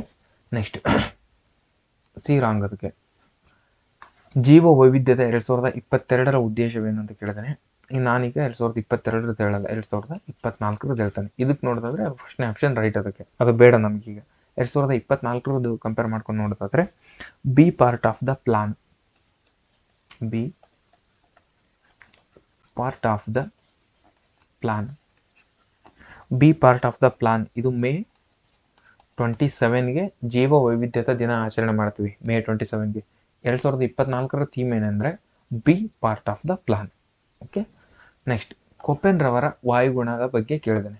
ಕೊಪೆನ್ಸ್ ಲಾ ಅಂತ ಒಂದು ಬರುತ್ತೆ, ಕೊಪೆನ್ಸ್ ಲಾ, ತಾರೆನ್ಸ್ ಲಾ ಅಂತ ಬರ್ತವೆ, 2 ಬರ್ತವೆ ವಾಯುಗುಣ ವಿಂಗಡಣೆಯಲ್ಲಿ. ಕೊಪೆನ್ಸ್ ಲಾ ಬಗ್ಗೆ ಕೇಳಿದಾನೆ. ಯಾವ ವಾಯುಗುಣವನ್ನು ಉಷ್ಣವಲಯದ ತೇವ ಮತ್ತು ಒಣ ವಾಯುಗುಣವೆಂದು ಸಹ ಕರಿತೀವಿ ಅಂತ ಹೇಳಿದ್ರೆ ಇದಕ್ಕೆ ಸವನ್ನ ವಾಯುಗುಣ ಅಂತ ಬರುತ್ತೆ, AW. ಉಷ್ಣವಲಯದ ಸವನ್ನ ವಾಯುಗುಣ AW ಇದೆಯಲ್ಲ, ಇದಕ್ಕೆ ಕರಿತೀವಿ. ಕೊಪೆನ್ಸ್ ಲಾ, ತಾರೆನ್ಸ್ ಲಾ ಅವೆರಡರಲ್ಲಿ ಕ್ವಶನ್ ಇವಾಗೊಂದು ಬರ್ತವೆ, ಸೊ ನೋಡ್ಕೊಂಡಿರಿ ಅದನ್ನ. ಓಕೆ. 54ನೇ ಪ್ರಶ್ನೆ. 54 ಕೆಳಗಿನ ವಿಶ್ವ ವಲಸೆ ವರದಿ 2022ಕ್ಕೆ ಸಂಬಂಧಿಸಿದಂತೆ ವಿಶ್ವ ವಲಸೆ ವರದಿ 2022ಕ್ಕೆ ಸಂಬಂಧಿಸಿದಂತೆ ಈ ಕೆಳಗಿನ ಹೇಳಿಕೆಗಳನ್ನು ಪರಿಗಣಿಸಿ. 2020ರಲ್ಲಿ ಜಾಗತಿಕ ಅಂತಾರಾಷ್ಟ್ರೀಯ ವಲಸಿಗರ ವಿಶ್ವ ಜನಸಂಖ್ಯೆ 3.6 ಇದ್ದರು ಅಂತ ಹೇಳಿದರೆ ಎ ರೈಟ್. ಇದಕ್ಕೆ ಭಾರತ 2ನೇ ಅತಿ ದೊಡ್ಡ ಹಣ ರವಾನೆಯ ಸ್ವೀಕರಿಸುವ ದೇಶವಾಗಿದೆ ಅಂತ ಹೇಳಿದ್ರಲ್ವ, ಇದು ರಾಂಗ್. ಇದು 2ನೇ ಅಲ್ಲ. ಅಂತಾರಾಷ್ಟ್ರೀಯ ವಲಸಿಗರ ಅನುಪಾತ ಅತಿ ಹೆಚ್ಚು ಹೊಂದಿರುವ ದೇಶ UAE. ಅಂತಾರಾಷ್ಟ್ರೀಯ ವಲಸಿಗರ UAEಲಿ ಜಾಸ್ತಿ ಇದ್ದಾರೆ. ಎ ಅಂಡ್ ಸಿ ರೈಟ್ ಇದಕ್ಕೆ. ನೆಕ್ಸ್ಟ್ 56ನೇ ಕ್ವಶನ್. ಕೆಳಗಿನ ಒಳಗೆ ಕೆಂಪು ಕ್ರಾಂತಿಯ ಪಿತಾಮಹ ಯಾರು ಅಂತ ಕೇಳಿದಾನೆ. ಕೆಂಪು ಕ್ರಾಂತಿಯ ಪಿತಾಮಹ ಯಾರಂತ ಕೇಳಿದಾನೆ. ಇದಕ್ಕೆ ರೈಟ್ ಆನ್ಸರ್ ಏನಂದ್ರೆ ವಿಶಾಲ್ ತೇವಾರೆ ಅಂತ ಇದ್ದಾರಲ್ವ, ಇವರು ಕೆಂಪು ಕ್ರಾಂತಿಯ ಪಿತಾಮಹ. ಹಾಗಾದ್ರೆ ನೆಕ್ಸ್ಟ್ ಅರುಣ್ ಕೃಷ್ಣನ್ ಅಂತ ಇದ್ದಾರಲ್ವ, ಇವರು ಬ್ಲೂ ರೆವಲ್ಯೂಷನ್ ಅವರಿಗೆ ಫಿಶ್ ಇದೆ. ಓಕೆ. ನೆಕ್ಸ್ಟ್ MS ಸ್ವಾಮಿನಾಥನ್, ಇವ್ರದ್ದು ಮಿಲ್ಕ್ ಇವ್ರದ್ದು ಆಪರೇಷನ್ ಫ್ಲಡ್ ಅಂತ ಬರ್ತವಲ್ಲ, ಅದಕ್ಕೆ ರಿಲೇಟೆಡ್ ಇವರು. ನೆಕ್ಸ್ಟ್ ಹಾಗಾದ್ರೆ ಎಲ್ಲೋ ನೋಡೋದಾದ್ರೆ ಎಲ್ಲೋ ಯಾವುದಕ್ಕೆ ರಿಲೇಟೆಡ್ ಅಂದ್ರೆ ಇದು ಸ್ಯಾಮ್ ಪಿತ್ರೋಡ್ ಅಂತ ಬರ್ತಾರೆ. ಸ್ಯಾಮ್ ಪಿತ್ರೋಡ್ ಅವ್ರ ರಿಲೇಟೆಡ್. ಇದು ಆಯಿಲ್ ಸೀಡ್ ಪ್ರೊಡಕ್ಷನ್ಗೆ ಬರ್ತಾರೆ. ಆಯಿಲ್ ಸೀಡ್ ಪ್ರೊಡಕ್ಷನ್ಗೆ ಸಂಬಂಧಿಸಿದ್ದಾರೆ. ಓಕೆನಾ. ನೆಕ್ಸ್ಟ್ ಇನ್ನೊಬ್ರು ಸಿಲ್ವರ್ ರೆವಲ್ಯೂಷನ್ ಅಂತ ಬರುತ್ತೆ ನೋಡಿ. ಸಿಲ್ವರ್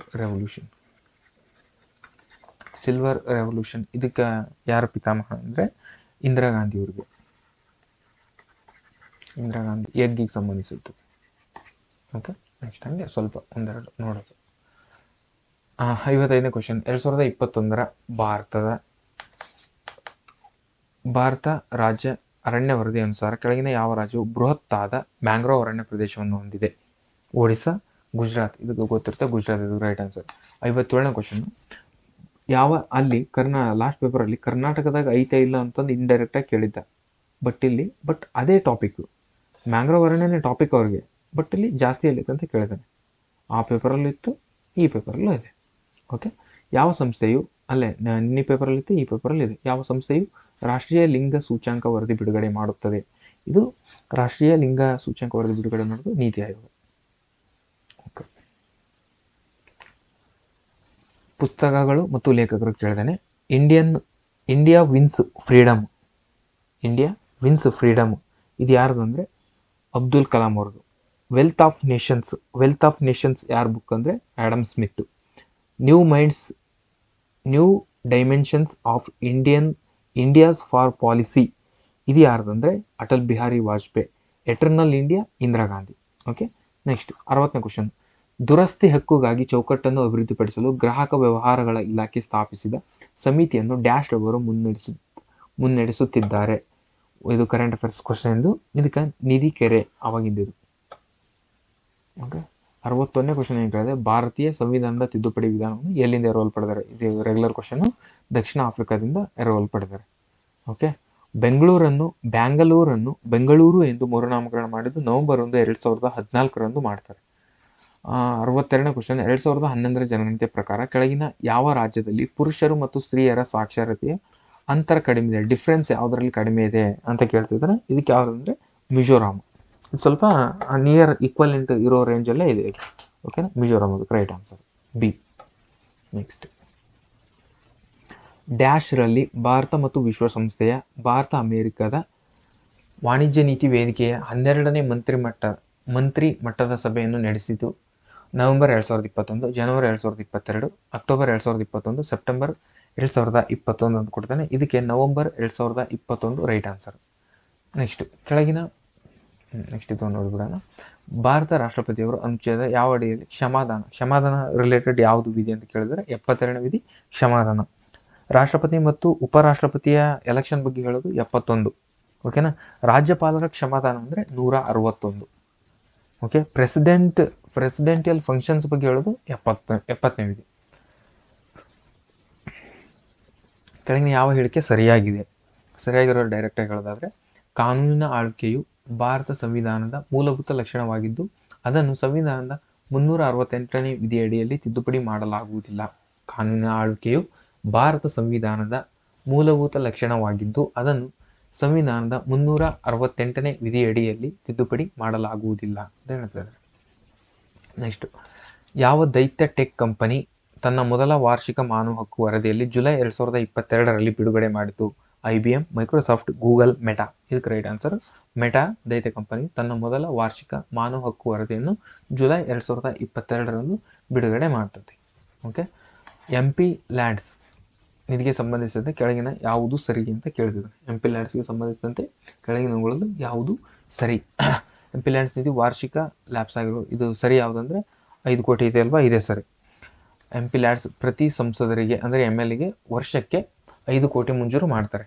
ಈಗ MLA ಅವರು ಅವರ ಅನುದಾನದಿಂದ ಆಗಿದೆ ನೋಡ್ರಿ ಕೆಲಸ ಅಂತ ನಂತಿರ್ತಾರೆ ನೋಡ್ರಿ ಹಳ್ಳಿಲಿ, ಅಂದರೆ ಅದರ ಮೂಲಕ ಆಗಿರೋದು ಅವ್ರಿಗೆ ಪ್ರತಿ ವರ್ಷ 5 ಕೋಟಿ ಕೊಡ್ತಾರೆ ಗೌರ್ಮೆಂಟಿಂದ.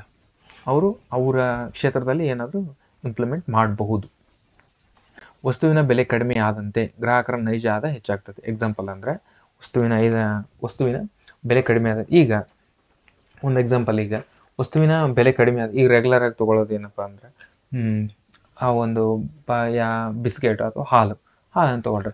ವಸ್ತುವಿನ ಬೆಲೆ ಕಡಿಮೆ ಅಂತ ಆದಾಯ, ಈಗ ಹಾಲಿಗೆ ನಾವು ಪ್ರತಿ ತಿಂಗಳು ಈಗ 30 ರೂಪಾಯಿ ಐತೆ ಅಂದರೆ, ಈಗ ಎಕ್ಸಾಂಪಲ್ 10 ರೂಪಾಯಿ ಹಾಲಿನ ಪ್ಯಾಕೆಟ್ ಅಂತ ಅಂದರೆ ಈಗ ಅದನ್ನು 10 ರೂಪಾಯಿ ಅಂದರೆ ದಿನಕ್ಕೆ 10 ರೂಪಾಯಿ ಅಂದರೆ 3 ತಿಂಗಳಿಗೆ 300 ರೂಪಾಯಿ ಆಗ್ತದೆ. 300 ರೂಪಾಯಿ ಆದಾಯ ಬರೀ ಡೈಲಿ ತಿಂಗಳಿಗೆ 300 ರೂಪಾಯಿ ಕೊಡೋದಾದರೆ 10 ರೂಪಾಯಿಗೆ ಒಂದ, ಅದಕ್ಕೆ 30 ಮಾಡೋದಾದರೆ 300 ರೂಪಾಯಿ. ತಿಂಗಳಿಗೆ 300 ರೂಪಾಯಿ ಹಾಲಿಂದ ಆಗುತ್ತೆ. ಅದನ್ನೇ ಏನಾದರೂ ಇದನ್ನು 5 ರೂಪಾಯಿ ಮಾಡಿಬಿಟ್ರೆ 30 ದಿನಕ್ಕೆ ಎಷ್ಟಾಗುತ್ತೆ? 150 ಆಗುತ್ತೆ. ಹಾಗಿದ್ದಾಗ ವಸ್ತುವಿನ ಬೆಲೆ ಕಡಿಮೆ ಆಯ್ತು. ಈಗ ಬೆಲೆ ಕಡಿಮೆ ಆಯ್ತು. ಈಗ ಹಾಲಿಂದು ಬೆಲೆ ಕಡಿಮೆ ಆಯಿತು. ಹಾಗಿದ್ದಾಗ ಗ್ರಾಹಕ ನೈಜ ಆದಾಯ ಹೆಚ್ಚಾಗ್ತದೆ. ಈಗ ಅವನದು ಪ್ರತಿ ತಿಂಗಳು ಎಷ್ಟಪ್ಪ, ಈಗ ಅವನದು ಪ್ರತಿ ತಿಂಗಳು ಅವನಿಗೆ 500 ರೂಪಾಯಿ ಇತ್ತು ಅಂತ ಹಂಗೆ ಆದಾಯ 500 ರೂಪಾಯಿ ಇರಲ್ಲ, ಜಾಸ್ತಿ ಇರ್ತದೆ. 500 ರೂಪಾಯಿ ಇತ್ತು, ಅದಕ್ಕೆ 300 ರೂಪಾಯಿ ಇದಕ್ಕೆ ಕೊಡ್ತಿದ್ದ. ಈಗ ಅವನಿಗೆ ಜಸ್ಟ್ 200 ರೂಪಾಯಿ ಅಷ್ಟೇ ಉಳಿತಿತ್ತು. ಬಟ್ ಇವಾಗ 150 ರೂಪಾಯಿ ಹೆಚ್ಚಿಗೆ ಉಳಿತೈತಿ, ಪ್ಲಸ್ 150 ಉಳಿತೈತಿ ಈಗ ಅವನಿಗೆ. ಹಾಗಿದ್ದಾಗ ಆದಾಯ ಜಾಸ್ತಿ ಉಳಿತೈತಿ ಈಗ ಅವನಿಗೆ. ಹಾಗಿದ್ದಾಗ ವಸ್ತುವಿನ ಬೆಲೆ ಕಡಿಮೆ ಆದಂತೆ ಗ್ರಾಹಕನ ನೈಜ ಆದಾಯ ಹೆಚ್ಚಾಗ್ತೈತೆ ಅಂತ ಅದಕ್ಕೆ right answer. Okay, I hope ಅರ್ಥ ಆಗಿದೆ ಅಂತ ಅಂದ್ಕೊಳ್ತೀನಿ. ಎಕ್ಸಾಂಪಲ್ ಕೊಟ್ಟಿದ್ದು ಎಕನಾಮಿಕ್ಸ್ ಸ್ವಲ್ಪ ಎಕ್ಸಾಂಪಲ್ ಕೊಟ್ಟರೆ ಅರ್ಥ ಆಗ್ತದೆ. ಓಕೆ, 1934ರ ಭಾರತೀಯ ರಿಸರ್ವ್ ಬ್ಯಾಂಕ್ ಕಾಯ್ದೆ ಪ್ರಕಾರ ಭಾರತದ ವಾಣಿಜ್ಯ ಬ್ಯಾಂಕ್ಗಳನ್ನು ಹೀಗೆ ವಿಂಗಡಿಸಲಾಗಿದೆ: ಶೆಡ್ಯೂಲ್ಡ್ ಅಂಡ್ ನಾನ್ ಶೆಡ್ಯೂಲ್ಡ್. ಇದಕ್ಕೆ ನಬಾರ್ಡ್ ಬಗ್ಗೆ ಅಲ್ಲಿ ಕೇಳಿದಾನೆ, ಇಲ್ಲಿ ಕೇಳಿದಾನೆ. ನಬಾರ್ಡ್ ಯಾವ ಸಮಿತಿಯ ಶಿಫಾರಸಿನ ಅನ್ವಯಿಸಲಾಗಿದೆ? ಶಿವರಾಮನ್ ಸಮಿತಿ. ಓಕೆ, ನೆಕ್ಸ್ಟ್ ಭಾರತದ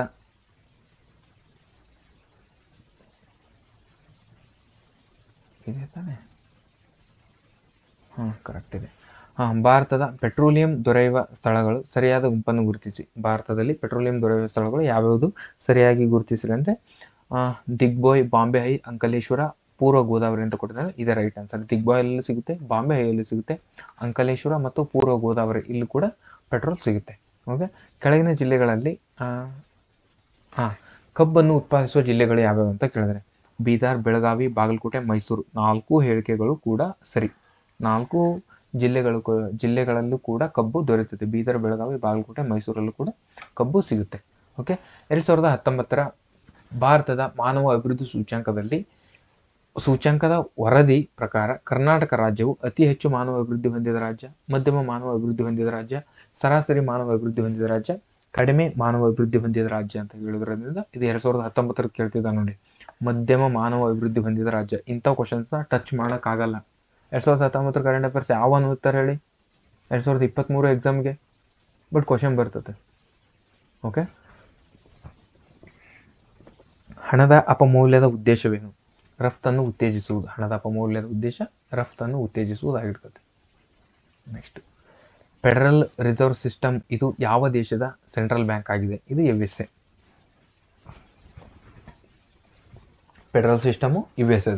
ಓಕೆ, ಭಾರತದಲ್ಲಿ ಟಾಟಾ ಐರನ್ ಅಂಡ್ ಸ್ಟೀಲ್ ಕಂಪನಿಯು ಟಿಸ್ಕೋ ಜಮ್ಶೆಡ್ಪುರದಲ್ಲಿ ಯಾವ ವರ್ಷದಲ್ಲಿ ಸ್ಥಾಪನೆ ಆಯಿತು ಅಂತ ಕೇಳಿದ್ರೆ 1907ರಲ್ಲಿ ಸ್ಥಾಪನೆ ಆಗ್ತದೆ. IISc ಸ್ಥಾಪನೆ ಆಗೋದು ಬೆಂಗಳೂರಲ್ಲಿ ಸ್ಥಾಪನೆ ಆಗ್ತದಲ್ಲ, ಇದು 1909ರಲ್ಲಿ. ಓಕೆ, ಇದೇನು ಕೇಳಿದ್ದೇನೆ? ಏಪ್ರಿಲ್ 1, 2020ರಿಂದ ಅನ್ವಯವಾಗುವಂತೆ ಕೇಂದ್ರ ಸರ್ಕಾರ ರಾಷ್ಟ್ರೀಕೃತ ಬ್ಯಾಂಕ್ಗಳನ್ನು ಇತರೆ ಬ್ಯಾಂಕ್ಗಳು ಮರ್ಜ್ ಮಾಡಿದ್ರೆ ಯಾವ್ಯಾವ ವಿಲೀನಗೊಳಿಸ್ಕೊಂಡವೆ ಅಂತ ಕೇಳಿದ್ದೇನೆ. ಪಂಜಾಬ್ ನ್ಯಾಷನಲ್ ಬ್ಯಾಂಕಲ್ಲಿ ವಿಲೀನಗೊಂಡಿದ್ದು ಯಾವುದು? ಓರಿಯೆಂಟಲ್ ಬ್ಯಾಂಕ್ ಆಫ್ ಕಾಮರ್ಸ್, ಇದು Punjab national bank. Indian bank ಒಂದಿಗೆ ಮರ್ಜ್ ಆಗಿದ್ದು ಅಲಹಾಬಾದ್ ಬ್ಯಾಂಕು. ಕೆನರಾ ಬ್ಯಾಂಕ್ ಒಂದಿಗೆ ಮರ್ಜ್ ಆಗಿದ್ದು ಸಿಂಡಿಕೇಟ್ ಬ್ಯಾಂಕು. ಯೂನಿಯನ್ ಬ್ಯಾಂಕ್ ಒಂದಿಗೆ ಆಂಧ್ರ ಬ್ಯಾಂಕ್ ಮತ್ತು ಕಾರ್ಪೊರೇಷನ್ ಬ್ಯಾಂಕು ಮರ್ಜ್ ಆಗಿರ್ತವೆ. ಇದಕ್ಕೆ ಸರಿಯಾದ ಹೇಳಿಕೆ ಇದಕ್ಕೆ ಯಾವುದಂದ್ರೆ ಕೆಳಗೆ ಆಪ್ಷನ್ನು ಸಿ ರೈಟ್ ಆನ್ಸರ್ ಇದಕ್ಕೆ, ಹಂಗೆ ನೋಡೋದಾದರೆ. ನೆಕ್ಸ್ಟ್, ಇಲ್ಲೊಂದು ಕ್ವಶನ್ ಬಿಟ್ಟೆ. RBI ಹಣ ಪೂರೈಕೆ 4 ಘಟಕಾಂಶಗಳು ಯಾವುವು?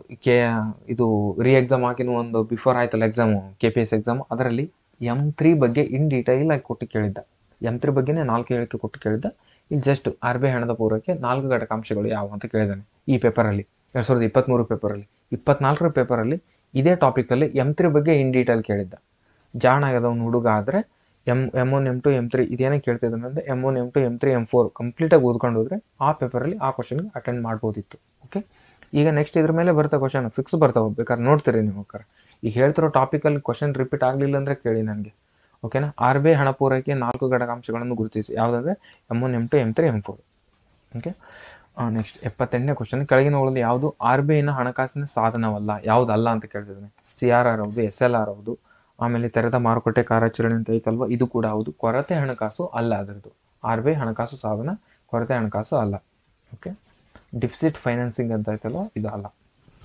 ನೆಕ್ಸ್ಟ್ 80ನೇ ಕ್ವಶನು. ಆಲ್ಫಾ ಡೈವರ್ಸಿಟಿಯನ್ನು ಡ್ಯಾಶ್ ವೈವಿಧ್ಯತೆ ಎಂದು ವಿವರಿಸಲಾಗಿದೆ. ಆಲ್ಫಾ ಡೈವರ್ಸಿಟಿಯನ್ನು ಡ್ಯಾಶ್ ವೈವಿಧ್ಯತೆ ಎಂದು ವಿವರಿಸಲಾಗಿದೆ. ಯಾವುದಂದ್ರೆ ಇದಕ್ಕೆ ಸಮುದಾಯದ ಒಳಗೆ ಅಂತ ಬರುತ್ತಲ್ವಾ, ಇದಕ್ಕೆ ರೈಟ್ ಆನ್ಸರ್.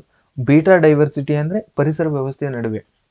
ಬೀಟಾ ಡೈವರ್ಸಿಟಿ ಅಂದ್ರೆ ಯಾವುದಂದ್ರೆ ಪರಿಸರ ವ್ಯವಸ್ಥೆಯ ನಡುವೆ ಬರೋದೇ ಬೀಟಾ ಡೈವರ್ಸಿಟಿ. ಓಕೆನಾ.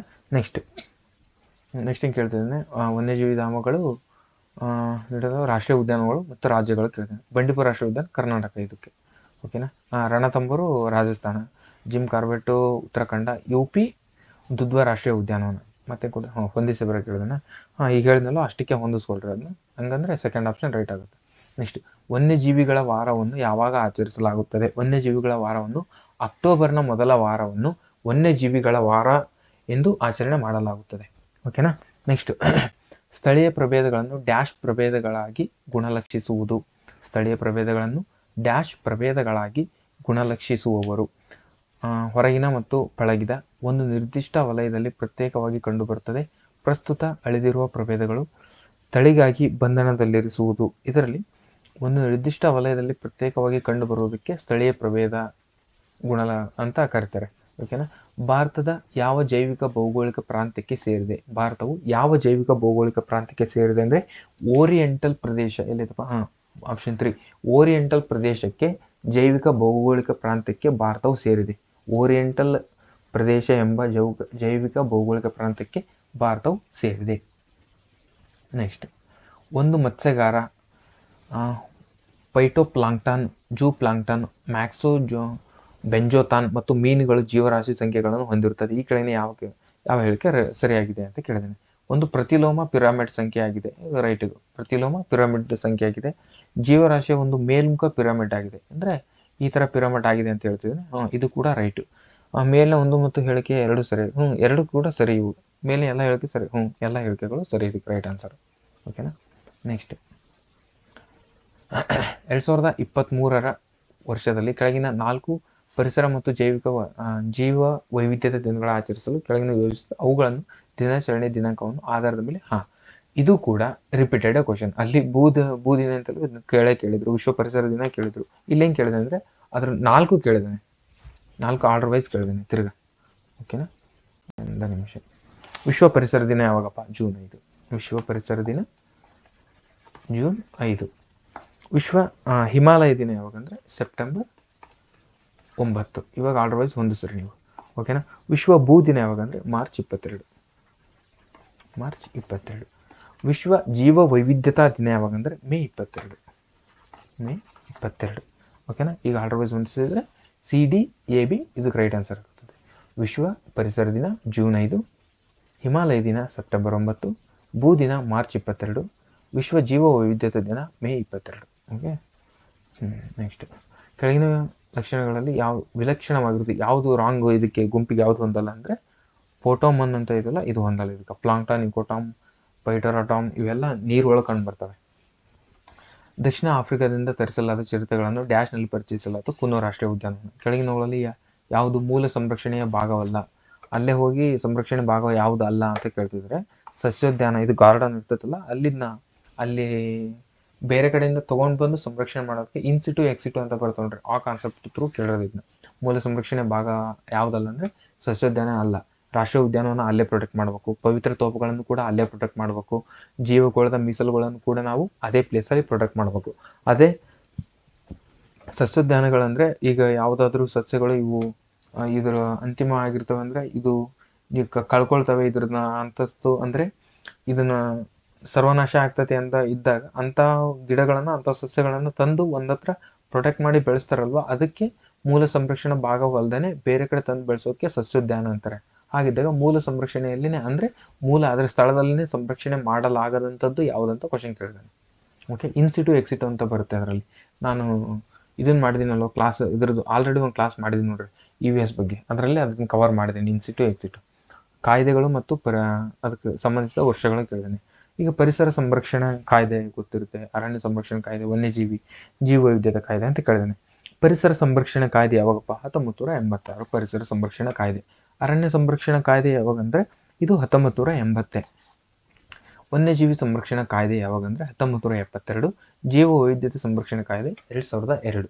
ಓಕೆನಾ. ಅದಕ್ಕೆ ಸರಿಯಾಗಿ ಕೆಳಗೆ ಕೊಟ್ಟಿದ್ದಾರೆ, ಅದಕ್ಕೆ ಹೊಂದಿಸ್ಕೊಳ್ಳಿ. ಓಕೆ. ಒಂದು ಪರಿಸರ ವ್ಯವಸ್ಥೆಯಲ್ಲಿ ಯಾವುದರ ಬಳಕೆ ಗುಂಪಲ್ಲ. ಅಂದರೆ ಒಂದು ಪರಿಸರ ವ್ಯವಸ್ಥೆಯಲ್ಲಿ ಯಾವುದು ಬಳಕೆದಾರರ ಗುಂಪಲ್ಲ. ಇದು ಪ್ರಾಥಮಿಕ ಉತ್ಪಾದಕ ಐತೆ ಅಲ್ವಾ, ಇದು ಜಸ್ಟ್ ಉತ್ಪಾದನೆ ಮಾಡ್ತತಿ ಬಟ್ ಇದನ್ನ ಯೂಸ್ ಮಾಡ್ಕೊಳಲ್ಲ. ಅದಕ್ಕೋಸ್ಕರ ಪ್ರಾಥಮಿಕ ಉತ್ಪಾದಕ, ಇದು ಬಳಕೆದಾರರ ಗುಂಪಲ್ಲ.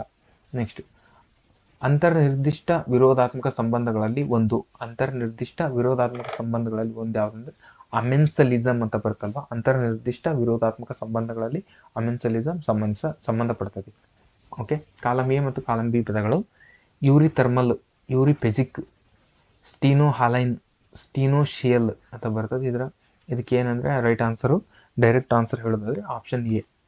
ಯೂರಿಥರ್ಮಲ್ ಇದು ತಾಪಕ್ಕೆ ಸಂಬಂಧಿಸಿದೆ. ಯೂರಿಪೆಜಿಕ್ ಇದು ಆಹಾರಕ್ಕೆ ಸಂಬಂಧಿಸಿದೆ. ಸ್ಟೀನೋಹಾಲೈನ್ ಇದು ಸಲಿನಿಟಿಗೆ ಸಂಬಂಧಿಸಿದೆ. ನೆಕ್ಸ್ಟ್ ಸ್ಟೋನೋಶಿಲ್ ಇದು ಆವಾಸಕ್ಕೆ ಸಂಬಂಧಿಸಿದೆ. ಓಕೆನಾ.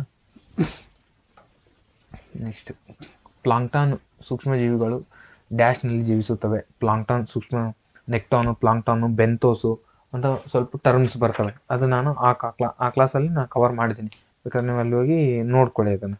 ಇದರಲ್ಲಿ ಬೇಕಾದರೆ EVS ಕ್ಲಾಸ್ ಅಂತ ಸರ್ಚ್ ಮಾಡಿ ಬೇಕಾದ್ರೆ ಬರುತ್ತೆ. Veeresh study zone EVS class ಅಂತ ಸರ್ಚ್ ಮಾಡಿದ್ರೆ ಪ್ಲಾಂಕ್ಟಾನ್ ಸೂಕ್ಷ್ಮಜೀವಿಗಳು ಎಲ್ಲಿ ಕಂಡು ಬರ್ತವೆ ಅಂತ ಕೇಳ್ತಿದ್ದಾನೆ. ಇದು ಎಲ್ಲಿ ಕಂಡು ಬರ್ತದೆ ಅಂದರೆ ಇದು ಹೊಂಡದ ಮೇಲ್ಮೈ. ಪ್ಲಾಂಕ್ಟಾನು, ನೆಕ್ಟಾನು, ಬೆಂತೋಸು. ಪ್ಲಾಂಕ್ಟಾನು, ನೆಕ್ಟಾನು, ಬೆಂತೋಸು. ಇದು ಬೆಂತೋಸು ನೀರಿನ ಆಳದಲ್ಲಿ ಕಂಡು ಬಂದರೆ, ನೆಕ್ಟಾನು ಮಿಡ್ಲು, ಪ್ಲಾಂಕ್ಟಾನು ಮೇಲೆ.